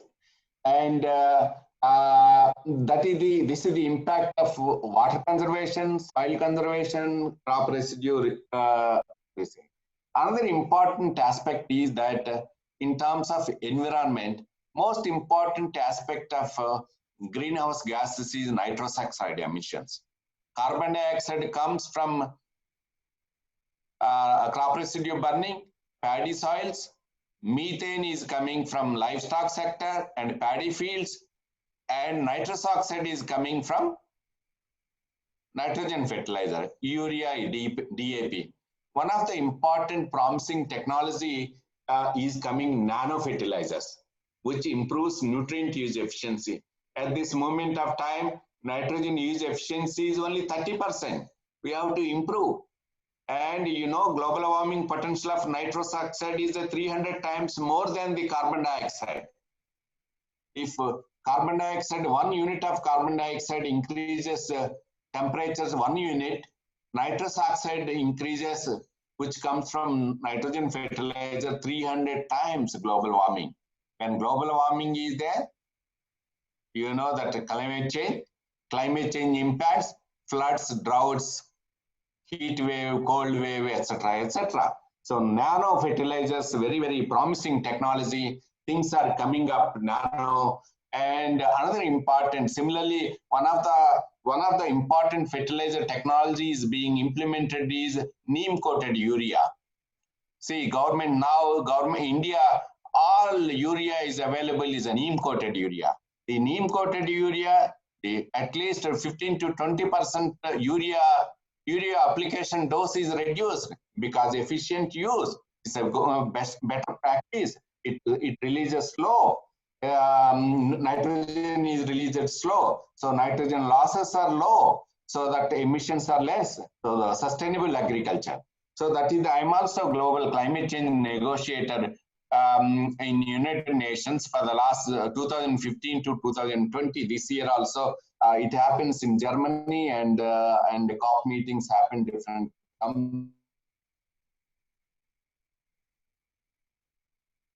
countries.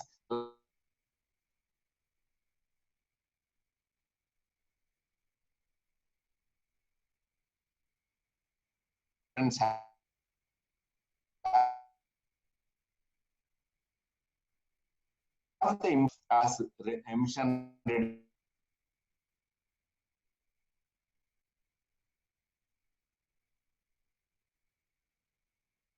reduction extent. Another important promising technology which is applicable to all the ecosystems, more importantly into the hill, tribal, and Himalayan ecosystem, is integrated farming system. You can see that this picture is that from Bastar district in Jagdalpur district in Chhattisgarh, Bastar district. In fact, initially it was only paddy cultivation and rain-fed rice is to be grown. When crop is diversified, you can imagine that the green cover of the soil is increased. You can see that along with the paddy, there are the vegetables, there are the legume crops, there is a duck culture, fish culture, and there is another rural livelihoods and also consumption of the. So that is the way how integrated farming system contributes to hunger reduction and also nutrition and sustainability of the agriculture. So this is a good thing of integrated farming system is contributes to hunger reduction and nutrition. But the issue of integrated farming system is, you can ask me, it is sometimes labor intensive. Professor M.S. Swaminathan, a famous agriculture scientist, says, जिस farm में गोबर एक farm pond हो, इस farm में एक गोबर biogas plant हो, that farm is sustainable. So when these issues are very, very important, water farm pond as well as biogas plant, but now issues are coming, labor issues. Each day labor cost is 400 rupees to 500 rupees. Then we have to, what is the solution? We have to move forward for mechanized farming. Can we give that vegetable, many paddy cultivations to mechanized weed farming, mechanized seeds? So like that, we have to move from human labor to the mechanized farming. That is one solution. So recently we have made that what is that Indian agriculture, climate change in Indian agriculture policy, what are the impacts of climate change? So far hitherto, we have discussed about water, we have discussed about soil. This is third aspect is a climate. This document, in fact, I can provide. It is available in public domain, and recently it was released. Myself and Additional Secretary, Ministry of Environment, Forestry and Climate Change, Ravi Shankar Prasad ji, and DG ICR, Dr. Trilochan Mahapatra, we three together, as far as the agriculture sector is concerned, what are the climate change impacts? Climate change, what are the coping strategies? What are the national programs and policies and key recommendations have been made covering that field crops, horticulture, livestock, fishery, and poultry. So this is the one important aspect, how climate change can be adopted. As such, India is very, very vulnerable to climate change. We can see that most important in different states, for example, Jammu and Kashmir, 50% of the districts are vulnerable to climate change. Himachal Pradesh, 50%. Uttarakhand 62%, Punjab 53%, Uttar Pradesh 72%, 77%, Sikkim and districts of course low vulnerable, and you can see that Gujarat and Rajasthan 100% vulnerable, Haryana 79%, Madhya Pradesh 87%. Like that, everywhere the vulnerability is very high. So when vulnerability is high, how to adapt to this vulnerability to the climate change? Various practices, the best practices are available towards the adaptation. It is new variety, drought tolerant and heat tolerant crop cultivars, breeds, poultry. Second one is new farm management practices. Some I have explained previously. Change in land use. Instead of June cultivation in Northeast, can we go for cover crops or horticulture crops? Or one of the important concern in hill ecosystem is, dear friends, whenever development happens, lot of bare soil is exposed. Immediately, I have extensively traveled in Northeast from Arunachal Pradesh to Tripura to Assam, extensively traveled. Whenever a development, roads and big things are happened, soil is exposed, very, very large amount, and lands are exposed. Immediately, we need to go for aerial grassing so that soil will not be lost. Not only soil loss, it's the water contamination, water through rivers, rivers to the sea, river sea to climate. That is the chain link, and ecosystem is affected. So one of the important is the watershed management. Insurance, I talked, agroforestry systems, of course, location-specific agroforestry system. For example, in Punjab, in other regions, our agroforestry systems are different. In rain-fed dryland in Andhra Pradesh, that eucalyptus and lucina. But there are many problems in agroforestry policy there. Resource conservation, I have spoken. And most importantly, in fact, enriching soil organic matter. In fact, I have enough spoken about carbon and biofuels, and of course, energy sector I want to rise. We have very tolerant varieties, improved varieties. For example, you can see that rice is germplasm, how to utilize the rice germplasm for improved varieties. We have enough germplasm for any crop. I tell you, in some of the districts in Assam, in Samastipur, in North Lakhimpur district and other regions, Vishwanath district of Assam, if you see that some of the varieties, flash floods are very, very common in that ecology. When some paddy varieties are there, always they adopt themselves that the panicle is on the surface of the water within 24 hours. So it grows within 24 hours, and always it tries to adopt that panicle is on the surface.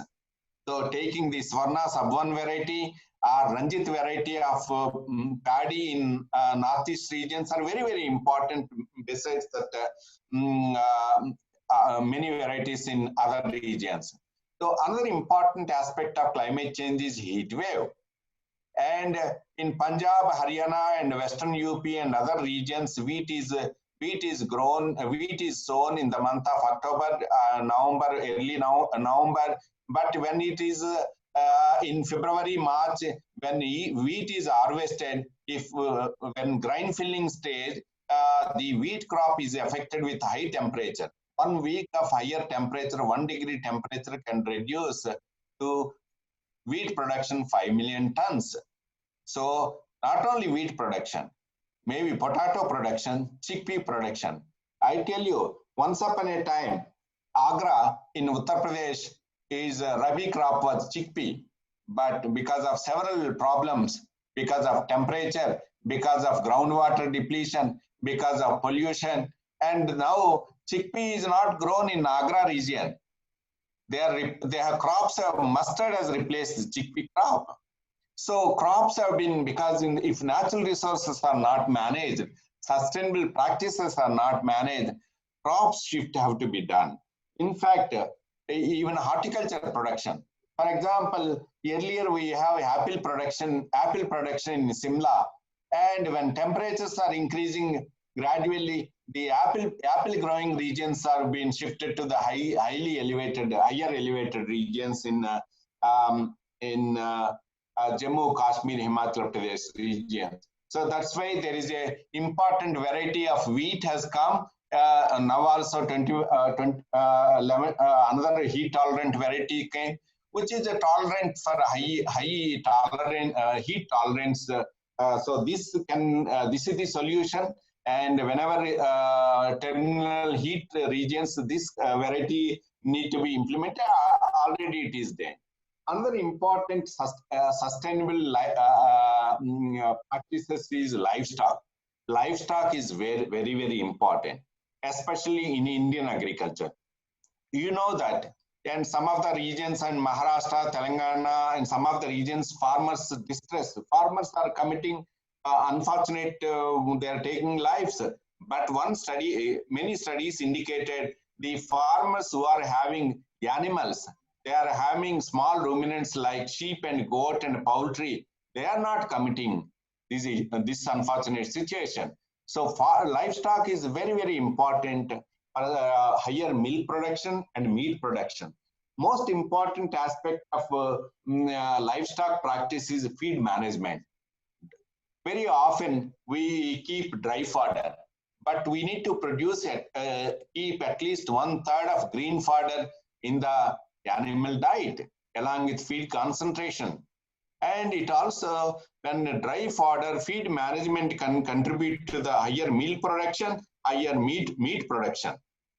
Meat production means per day meat animal growth.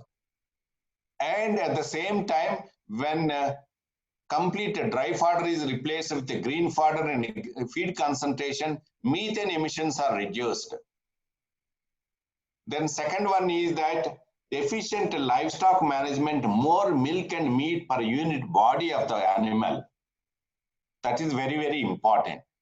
Another aspect is shelter management. Shelter and hygiene conditions are very important. You know, dear friends, in India, all seasons are extreme. Especially if you take Jammu and Kashmir, temperatures goes down so low. And if it comes to the April and other regions, temperature is, for example, in southern regions and Madhya Pradesh and UP, and in April, May, it is a very high temperature. Then it is a high rains, cyclones, and a lot of humidity. So shelter management is very important.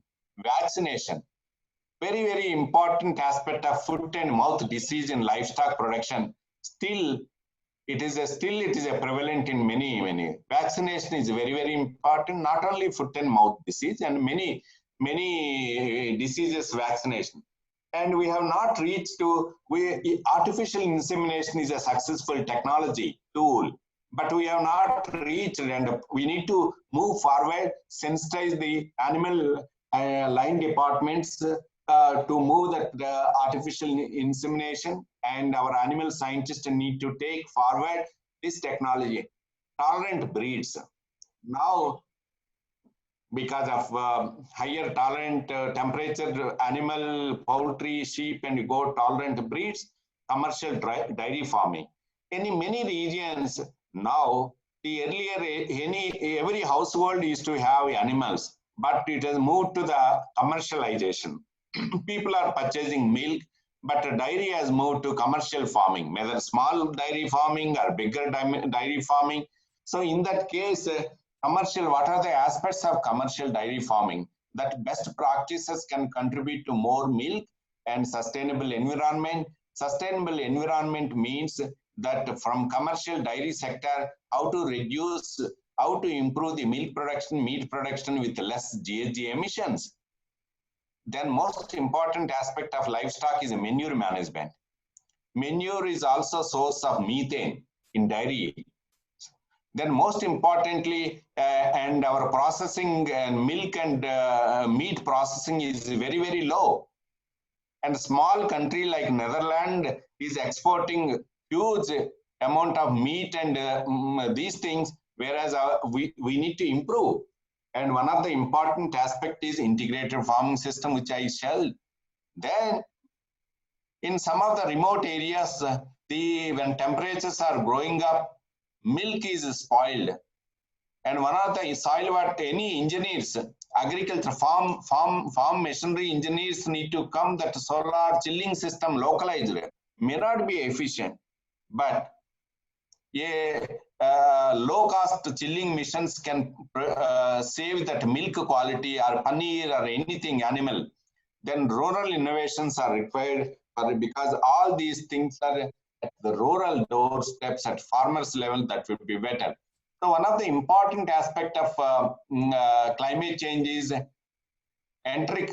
Animals are contributing 59% of methane. Then soil and manure management, rice and crop residues. So very, very important to bring that sustainability and environment sustainability. The low carbon footprint is very, very important. We have been in agriculture scientists to think that conservation agriculture is coming up. Of course, conservation agriculture system is has a very, very important feature. But last 20 years, we have not moved. Hardly we have moved to only for 3 million hectares to 4 million hectares. Why?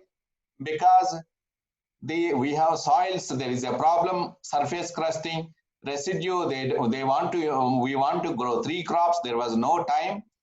Legume crop, there is no time. So that's why residue is being burned. So conservation agriculture, perhaps, in fact, I am organizing National Academy of Agricultural Sciences, NAS, brainstorming session on carbon sequestration strategies for food security and climate action on 21st after 3-4 days. One of the important aspect I propose is that conservation agriculture systems, so far we are concentrating on field crops, but we have to move towards the horticulture crops and wide-spaced mango, wide-spaced sapota, sweet oranges, where plenty of space is available. Their conservation agriculture system should come at least from 10 million hectares of India. So there are several sustainable agriculture practices contribute to food security and zero hunger. You can see that and cover crops, lesser tillage, residue cover, tree cultivation with lesser water, and integrated farming system, precision farming, and laser land leveling, of course, in plain lands, and nitrogen application through leaf color chop, crop rotation, and site-specific soil health card-based nutrient application. So input saving in tree cultivation in Indo-Gangetic plains, you can see here one of the important. So farming systems and livestock are very, very important. I have put that without animal component and integrated farming system is incomplete. You cannot call, it's a different components. The basic important aspect, as I was telling that Professor Swaminathan sir told that biogas plant and water, farm pond, biogas plant means where from biogas plant comes, animals are required. And why farm pond is required for drinking water and farm pond is required for the crop diversification. The animals are required for manure soil. So these, why I have said these two important aspects, animals are very, very critical in farm. But at the same time, I already narrated the issue. The most important resources is related to biodiversity. You can see that a brinjal, the bottom figure, how many brinjals are available in India? A wide variety of brinjals are available with different opportunities. We have to use these genes. We have to utilize these biodiversity. You can see that how biodiversity is rich. Biodiversity map of India. You can see from Jammu Kashmir to Andaman Nicobar Islands that the biodiversity hotspots are very, very important. The Indian Gene Center is among the 12 mega diversity centers of the world. 25 major and minor crop species were demonstrated here. So more, one of the beauty of Indian system is that we have huge thing. But when all these positive things are there, research is happening, technology is available, innovations are happening. But why ground level zero hunger we are discussing this today? Why people have to suffer from hunger in India? Around 150 millions, 200 millions, even if it is a conservation estimate, you can see that many of the railway stations, the poor people are not having food.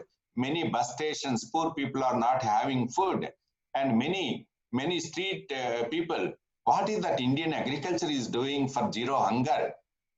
Then we have to implement that. The policy and the programs have to develop. And for example, the implementation is one of the, we are very good in policy making. But when we are making implementation, there could be some leakages because of different challenges. But that's why, for example, another important challenge in India is that we have programs in Ministry of Agriculture, one program. Ministry of Rural Development has some other program. Environment Ministry is some other program. Energy Resources has some other program. And Water Resources has some other program. Our Earth Sciences, Science and Technology has some, all related to the villages, rural India or urban India. How many villages are there in India? 6 lakh villages, 14 crore farmers. So all we are aiming that 135, 140 crores of the population we are aiming. But when interministerial collaborative meetings, collaborative projects are there, those impacts are better than individual ministry-based thing that. All, for example, any rural development requires agriculture, rural development energy, rural development is an animal sector. So that's why aggregated programs are more effective than the individual programs. So that's why then impacts have to be shown by the sustainable agriculture practices, means it should be implemented at farm level by community involvement with global best practices at supporting the national program and policy. So sustainability of agriculture requires strong research. Research is required forever. Research is a backbone for technology. When research is converted into the technology to be taken for the large scale implementation to the through policy. Bottom, I have indicated how once without research there will not be technology. Technology available. Without policy, technology is not implemented. Even we have 750 Krishi Vijnana Kendras. Each Krishi Vijnana Kendra adapt to 2 villages, 3 villages in 3 years. How many villages we can cover by Krishi Vijnana Kendras? 750 into 3? 2,000 villages, 3,000 villages, whereas we have 6 lakh villages in India. So how to cover? So the technology has to cover, enter into the policy and national programs, maybe midday meals or any. Then you have to provide ecosystem. This technology should provide ecosystem. In fact, it should not increase the temperature. It should not produce more greenhouse gases. Our carbon footprint should be, technology should be sustainable when ecosystem services it provides. Then sustainability, agriculture for sustainable development goals, we have to produce more food unit fertilizers, more food from unit land, more food, more forest produce for each forest, more produce for unit water, and most important aspect to the lower food losses. Dear friends, I tell you, we are producing 200 million tons of food, 320 million tons of horticulture food, 170 million liters of milk, but 1/3 of these things are being wasted in India. You can see that in Naram, we estimated in our hostels, we have 400 rooms in Naram, and we get foundation course, scientists and many trainings. Sometimes 400 people dine in our hostel. We estimated our food, each plate around 8 to 12% of the food is being wasted. We have to sensitize a simple things, food wastage reduction. You have to plan for food planning. If 400 people are taking food in Naram dining hall, big dining hall we have, first of all, segregate how many vegetarians and how many non-vegetarian. Don't prepare non-vegetarian for full 400 people. If you are preparing tea, some people like green tea, some people like milk tea. So segregate and make choice for them. Some people take less rice and more rotis. So observe that food habits and accordingly, so that food is not wasted. Of course, once it is wasted, remained, it should go to the our kitchen, Naram kitchen as a biogas plant. It should go leftover one. Biogas should be produced. That biogas should come back, our vermicompost biogas should come back to the kitchen. Then the waste biogas slurry should be manure. We have a lot of orchards here. How slurry can go as a manure? So another important problem is that food distribution. We are very proud. At present, we are around 60 participants are there. We are very proud about food security. We have produced so much, but distribution is the problem. Some of the kids, in fact, nutrition is very, very important. And hungry old women, hungry old parents, hungry children. And who are these people? These are the Indians. In fact, nobody, when 70 years back, we were not having food. It's okay. We were importing. There is a point why hungry people, but we have enough food now. There is no reason of that hungriness is there in India. In fact, globally. So we have to make that one food to everybody. We have Food Security Act, but we are giving rationing. But still, you can see the impacts, though it has impacted positively, that zero hunger, positively it impacted, the hungry has reduced, but still many people. In fact, we have to take oath as an agriculture scientist, no hungry Indian. We cannot see that we cannot see that hungry Indian. So that is the way I teach the young FOCAR foundation course. All the agriculture scientists of India come to the foundation course. First, they join at Naram, and after 3 months of foundation course, they are placed in different parts of the country. Similarly, university faculty come for training, 1 month training. So I tell that no Indian should be hungry. And also after hungriness, we have to see that a diversified food. You know, friends, earlier our thali system, Indian thali system, roti, little chawal, and 4-5 types of sabji and dahi. Now you see that the era has changed, that 2-3 rotis, aloo sabji are some of the things, one curry. So diversified, then nutrition is not going. So the traditional thali system is a biggest asset for India. We have to promote that traditional thali system. Then you can see that millet, finger millet, one of them, finger millet is a nutri, maybe bajra, maybe finger millet, maybe kodo millet. How you can diversify the food? From ragi mart to morning to evening, all these things can be taken that which are very rich in iron. Some in my previous speaker was telling biofortification. In fact, there are some biofortification is very, very important in every crop. But some crops are traditionally rich in iron, like drumstick, moringa.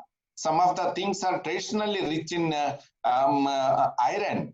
And you can see that from these two midday meals, now systems are coming that initially only midday meal in schools, they're providing rice. Now it is being replaced with nutri cereals. That is very important aspect. You can see that after telling all the success story, Asian countries, you see, the India's rank in global 100 index is 103 out of 119 countries. You can, in fact, 2018 global hungry index, China is at 25, Sri Lanka is 67, and Nepal is 72, Bangladesh is 86. Only our friend Pakistan,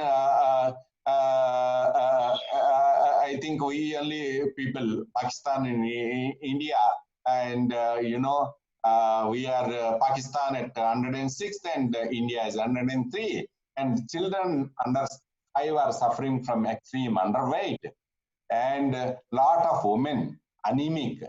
You can see that Jharkhand, Chhattisgarh, Telangana, and wherever tribal regions are there. And I was fortunate to work bigger tribal programs. You see that tribal women, the anemic women, and simple technique, simple practice is kitchen garden. Kitchen garden is last 70 years, 18 years we have spoken. But free distribution of palak, free distribution of seedlings of gava, amrut. These are small things. One amrut tree, gava tree for a household can make a lot of difference in nutrition. Nutrition. And these are some of the things where small things, in fact, we have to provide free of cost. Government should provide free of cost, because when health of the India, health of the human beings is good, nutrition is good, healthy Indians are there, healthy country is there, more productive country. Productive country is can able to deliver in the world. So that's why the small kitchen gardening, I'm proposing small papaya tree seedling distribution, gava seedlings plantations. These small things in all rural outwards will contribute to the national wealth of human resources.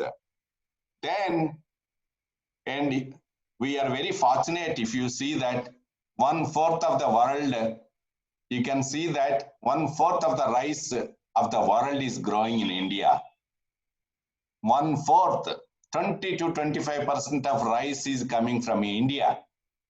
You can see 1/6 of wheat is world wheat is growing in India coming.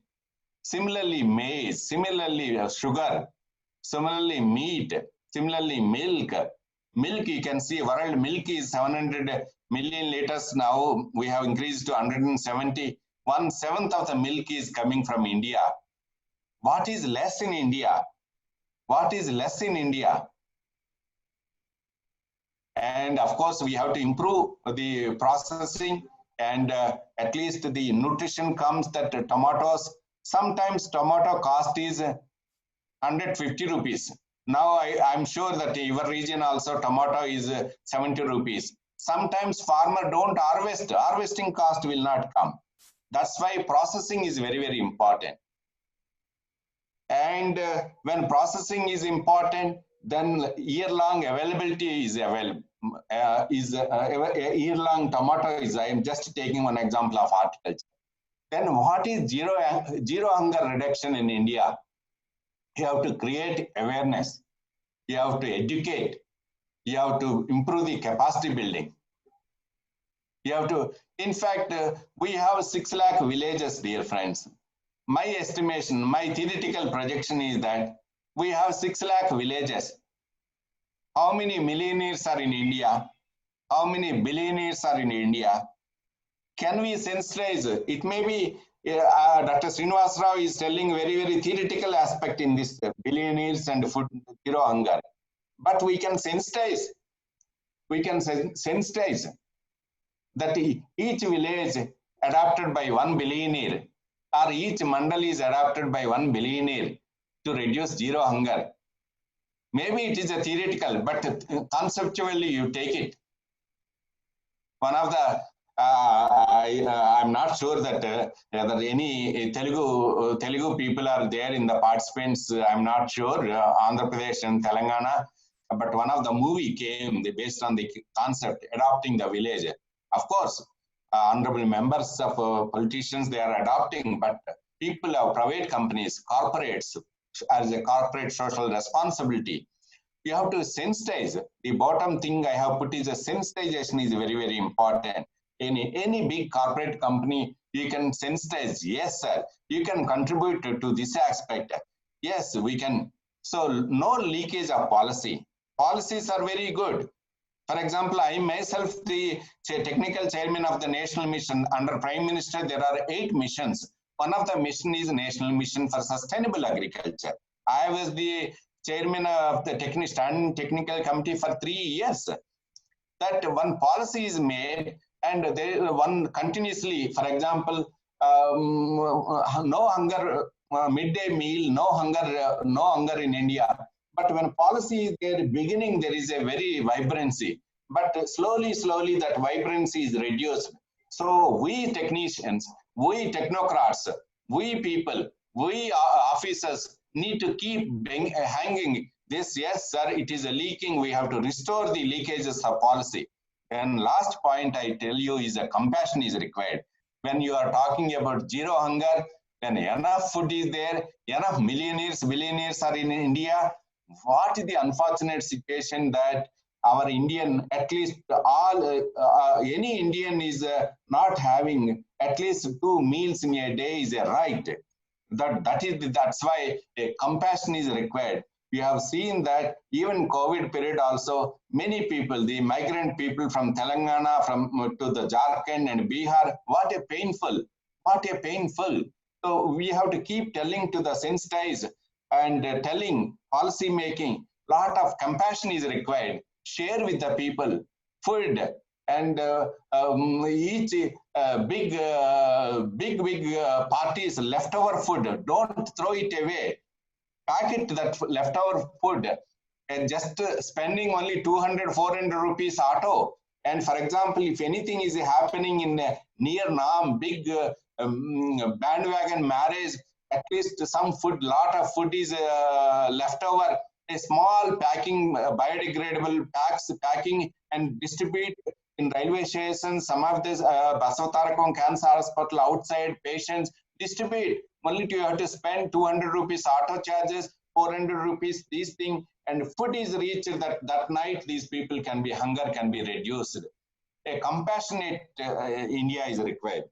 Then thank you very much with this. And NAM campus, some of you must have visited, some have not visited.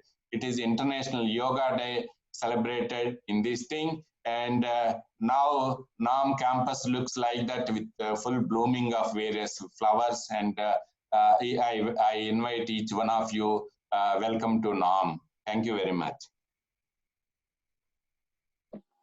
Thank you, sir. Thank you. Thanks a lot over here for your detailed, the presentation and encompassing all the areas, be it agriculture, be it horticulture, be it animal science, be it fisheries also. I think every sector of the agriculture has been covered by you, and your nice presentation over here. I think it's time for the participants to have interaction with the speaker. Participants, please, you unmute yourselves and have the, the clarifications or any type of interaction you want with the speaker, please. Morning, sir. A very good morning. Yeah, good morning. Sir, am I audible? Yeah. Yes. Sir, thanks for the elaborate. Thanks. First of all, I would like to thank you for this elaborate, wonderful, and outstanding, detailed presentation and lecture.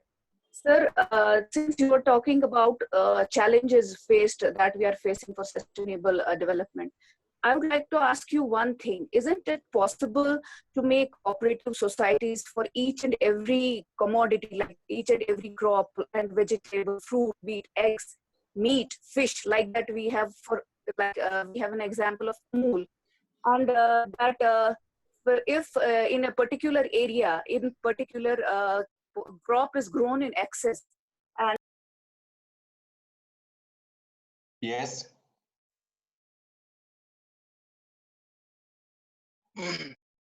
yeah, continue please.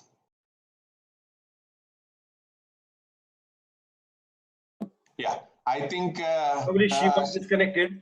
Yeah, I think the point she was putting is that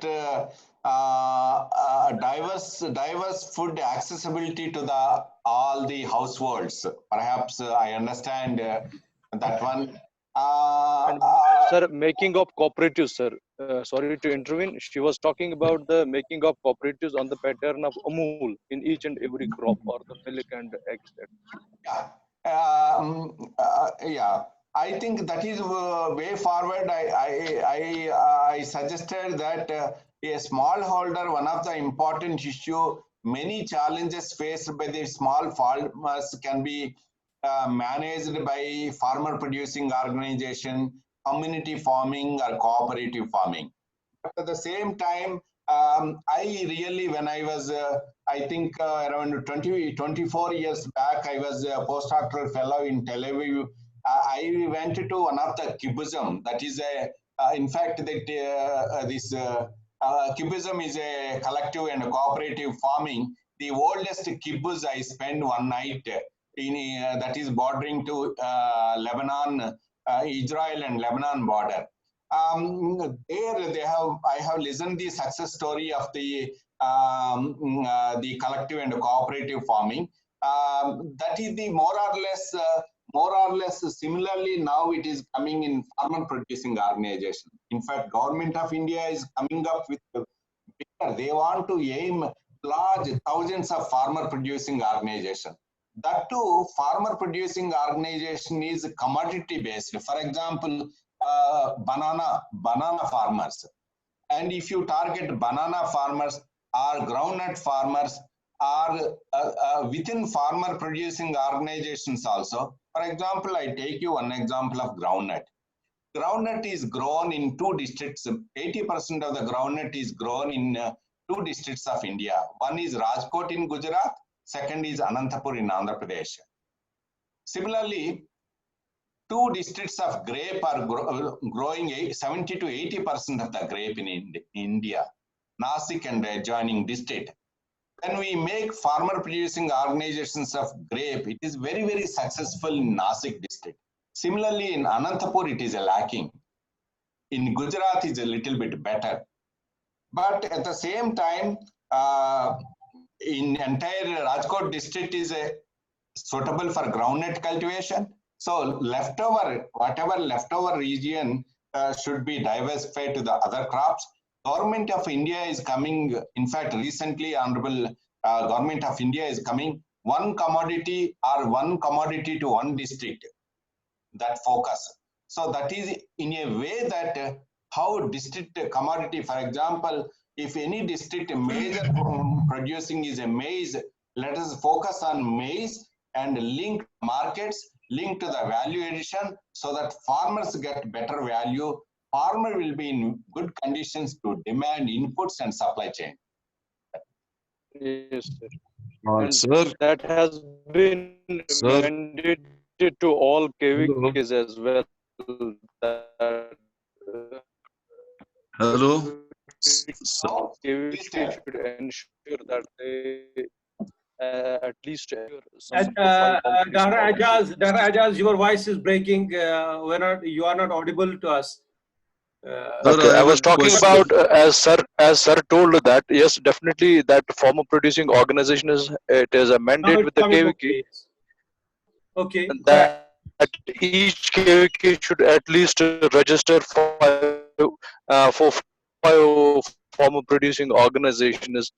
And sir very rightly told that the concept is like that, to link that particular crop in each district to the market to fetch better price and to double the farmer's income.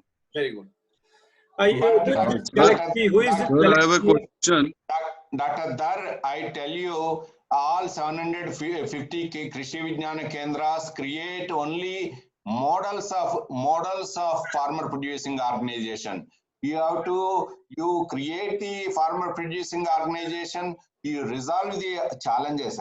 You see, once farmer producing organization happened, it should convert as a farmer producing company. When company has to be registered, government, there are many hurdles for registration to the government.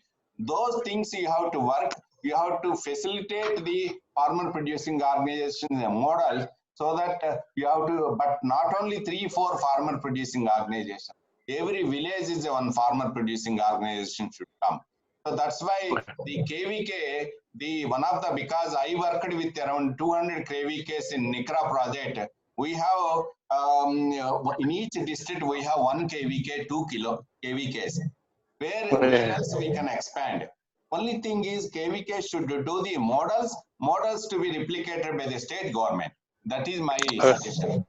Yes, right, sir, right. Sir, I have a question. Yeah. There is, sir, a great challenge for human food. Please, Again, there is, please I think, much introduce more yourself. Please, you introduce yourself first. Yes. Yeah, please tell. Yes, who is there? Galaxy. Hello, sir. Who is there? Sir, it is Dr. Manzoor. May I ask a question, sir? Sure, sure. Dr. Manzoor, बताइए Manzoor ji.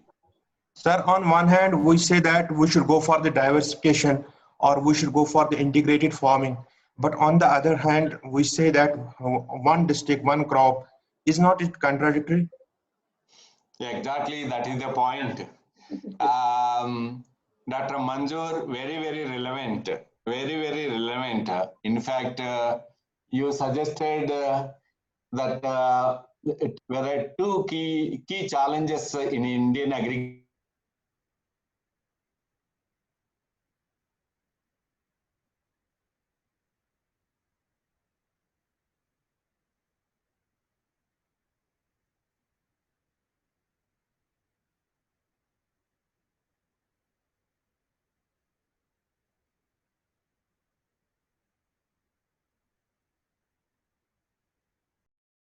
That bangan or tomato from 100 houses, see that if it is nearby to Hyderabad, at least to the, for example, we have established the watermelon farmers in near district and linked to the local markets.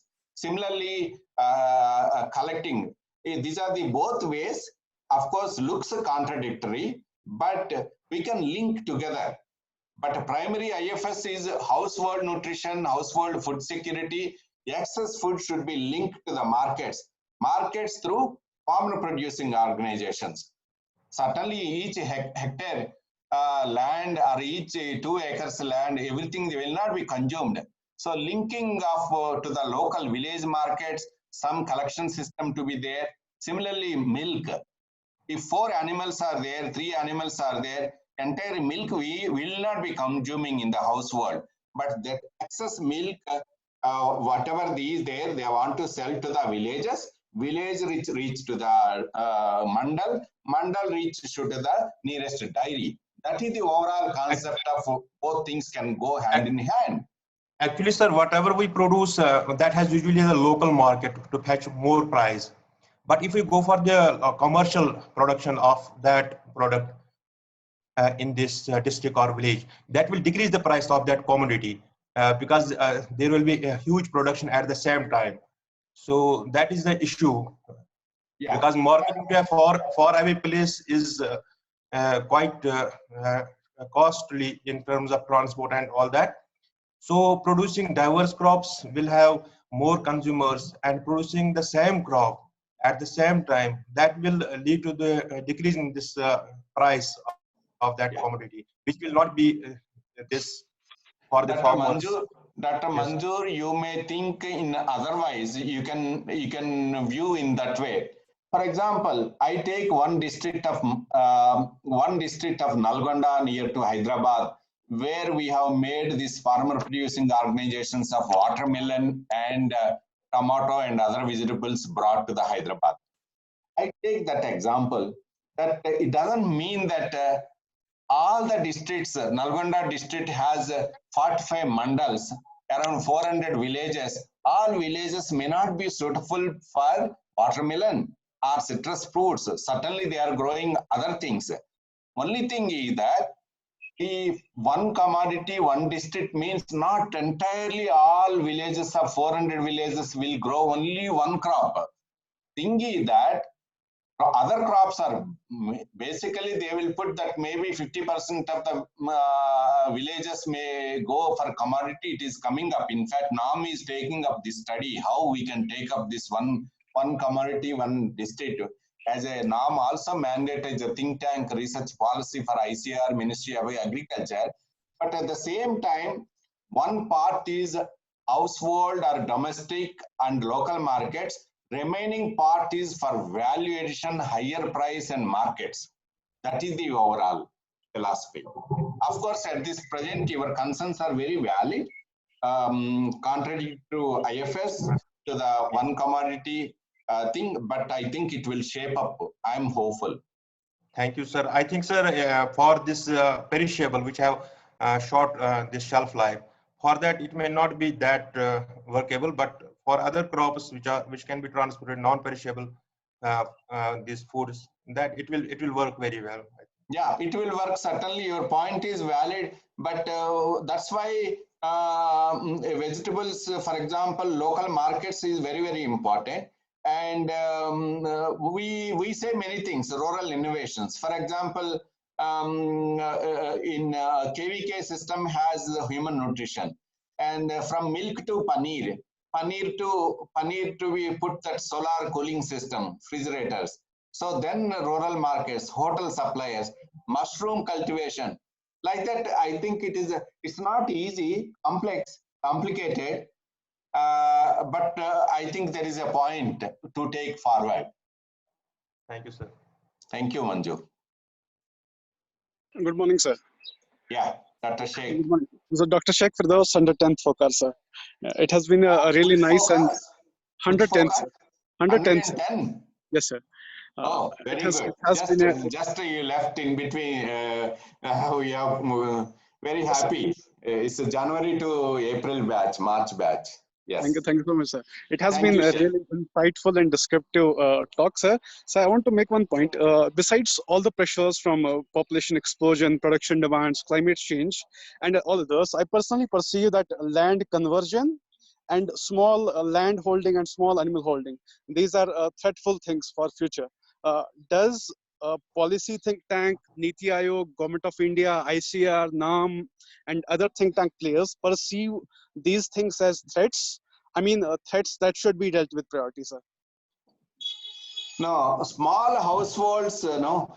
For example, Dr. Sheikh, I was also very from remote village. In fact, there was no school in I studied in the temple, and the entire my street, we used to have animals, so milk.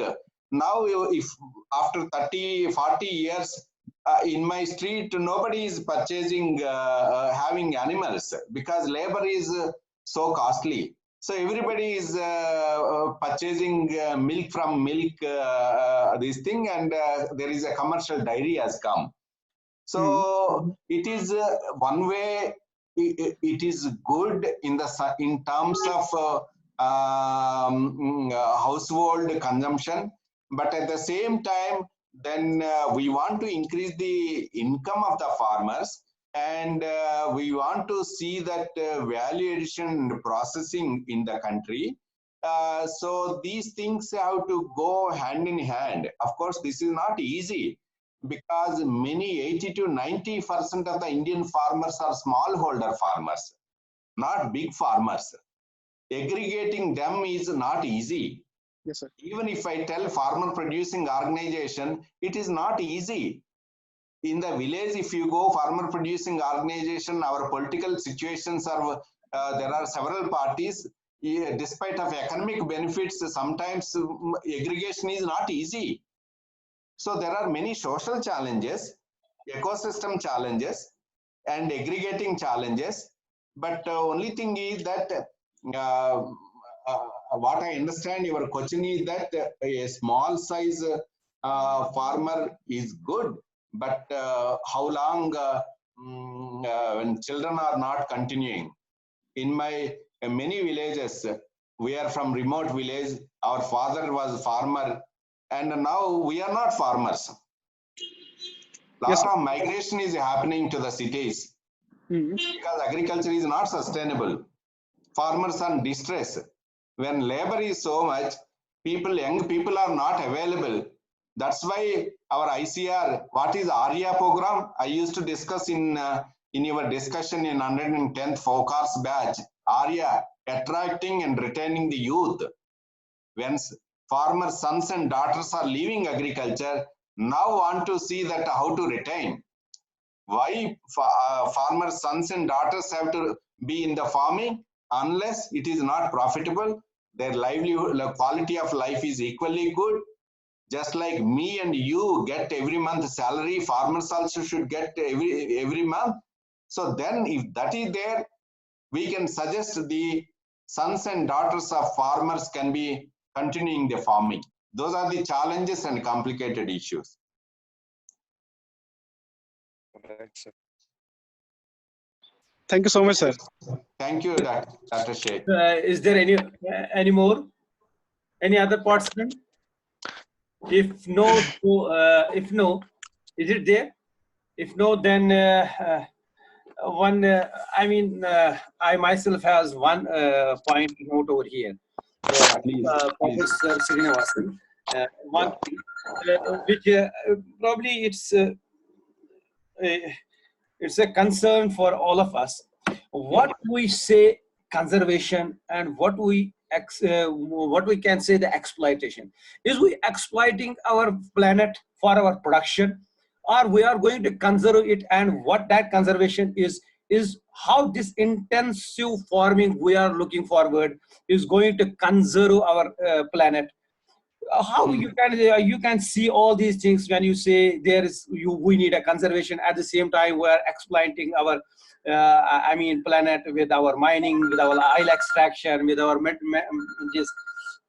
extraction and all that. How you can see these things all together when we are going to have a sustainability? Then in one word we say, in one hand we say intensive farming, industrial farming, huge population with India has. You are going for, at the same time you are using so many inputs in that. But on the other hand we are saying organic farming, food security. Are not they very much complicated together, very intricate together? Yeah. Can I respond? Yes, sure. Yeah. I think, thank you. Very important question. In fact, a very philosophical question. And as complex as it is, that's why we are all here. We 60 participants and you and me are here. Always, you see, development and you have taken keyword as the sustainability, conserving, and protecting, and efficient utilization. You know very well that always development goes hand in hand with you also use exploitation. But exploitation to be reduced, and you have to replace with exploitation with utilization. Utilization to be replaced by efficient utilization. Efficient utilization to be replaced by sustainable utilization. So there is various degrees of utilization. First, exploiting, utilizing, efficient utilizing, sustainable utilizing, then it will come protecting, then nurturing. You may ask, Dr. Dar, how it is possible, sir? Each land can be, you say that to grow more crops, more produce, more nutrients. You say that lot of contamination, heavy metals. But that's why, you see, always a planet, we have around, I think, 8 billion population. See, India has evolved only. Of course, Indian civilization is very, very old, but development happened in last 50 years, 60 years, 70 years.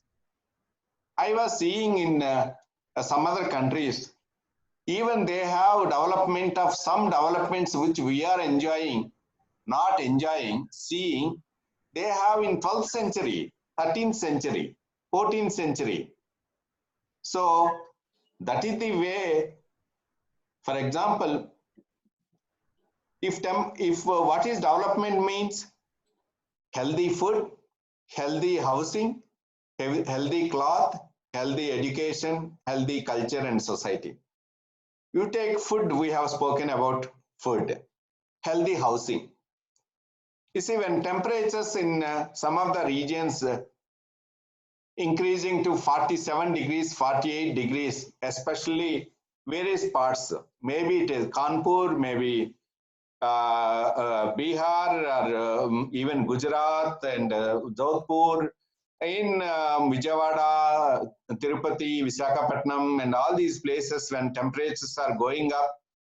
When temperatures are going up, earlier temperatures were not this much hot. I tell you, Dr. Dar, I stay in NARM Director's Quarter.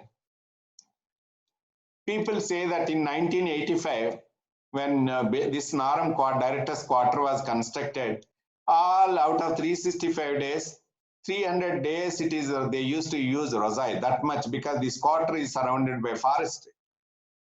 But now there is no situation. Hardly in a year, there are 2 days, 3 days we use any that much hot. Then what is the next? We are using air conditioners.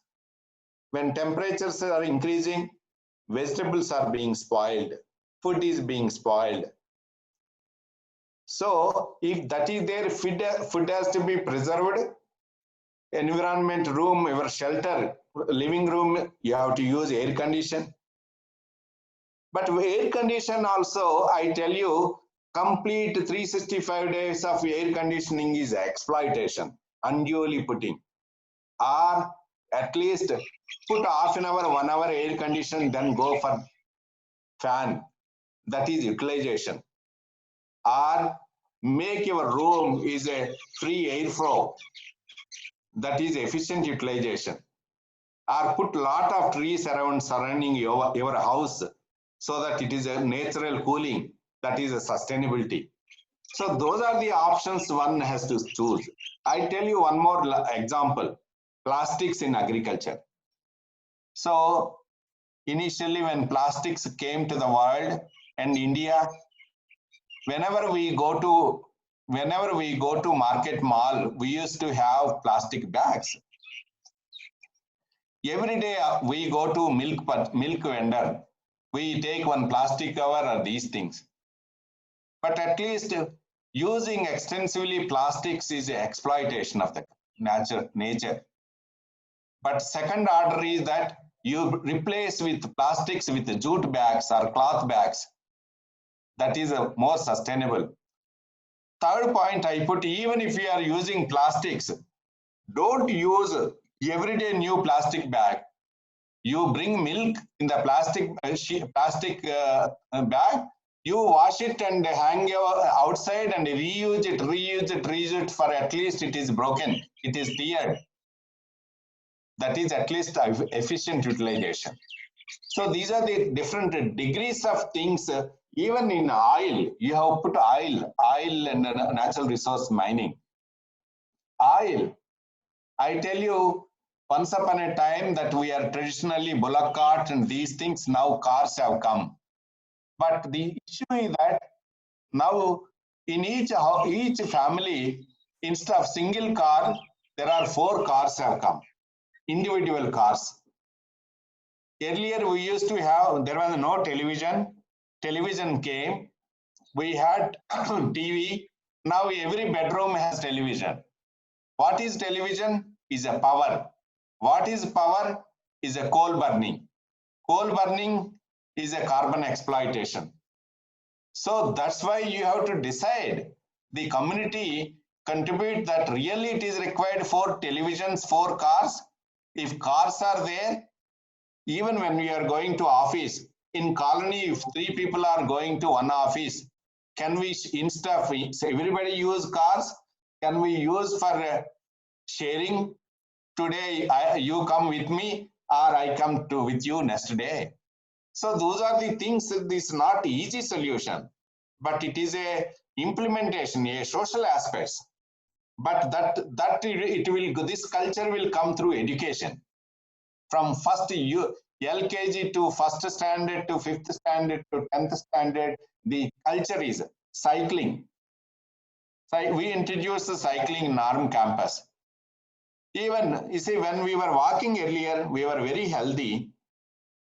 No sugar, no BP. Medical expenditure is reduced. pharmacy was not there. When pharmacy is more there, more chemicals are coming up. When cycling was there, then small distance also we are using bike, and so we have to bring that thing that use cycling. Those are the issues. In Europe, for example, a lot of cycling people use. In Japan, we use it. But in India, you can see that in Hyderabad, the cycle usage is very, very remote, where we moved.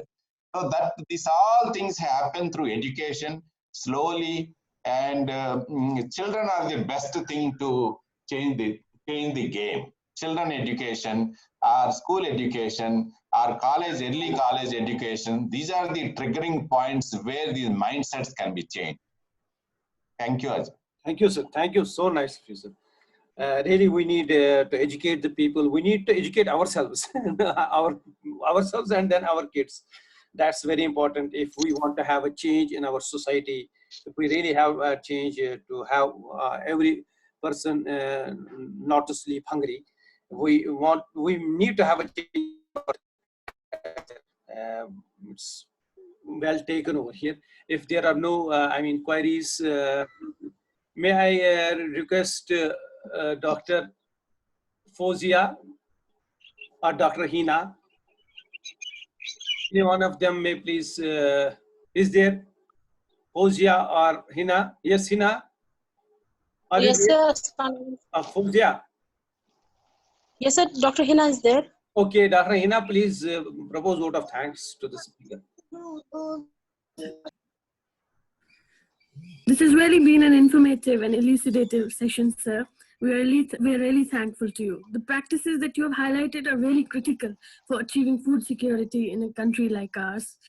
I, on behalf of the organizing committee, as well as the audience, extend heartiest thanks to you, sir. We are really grateful that you spared time out of your busy schedule for us. I hope all the participants have benefited from this lecture. Thank you once again and have a very good day. Thank you, Hina. Thank you very much. It's a pleasure for me. Thank you, sir. Thank you. So we'll be meeting again at 10 to 2 probably, and we'll have one speaker directly from Norway. So please be there.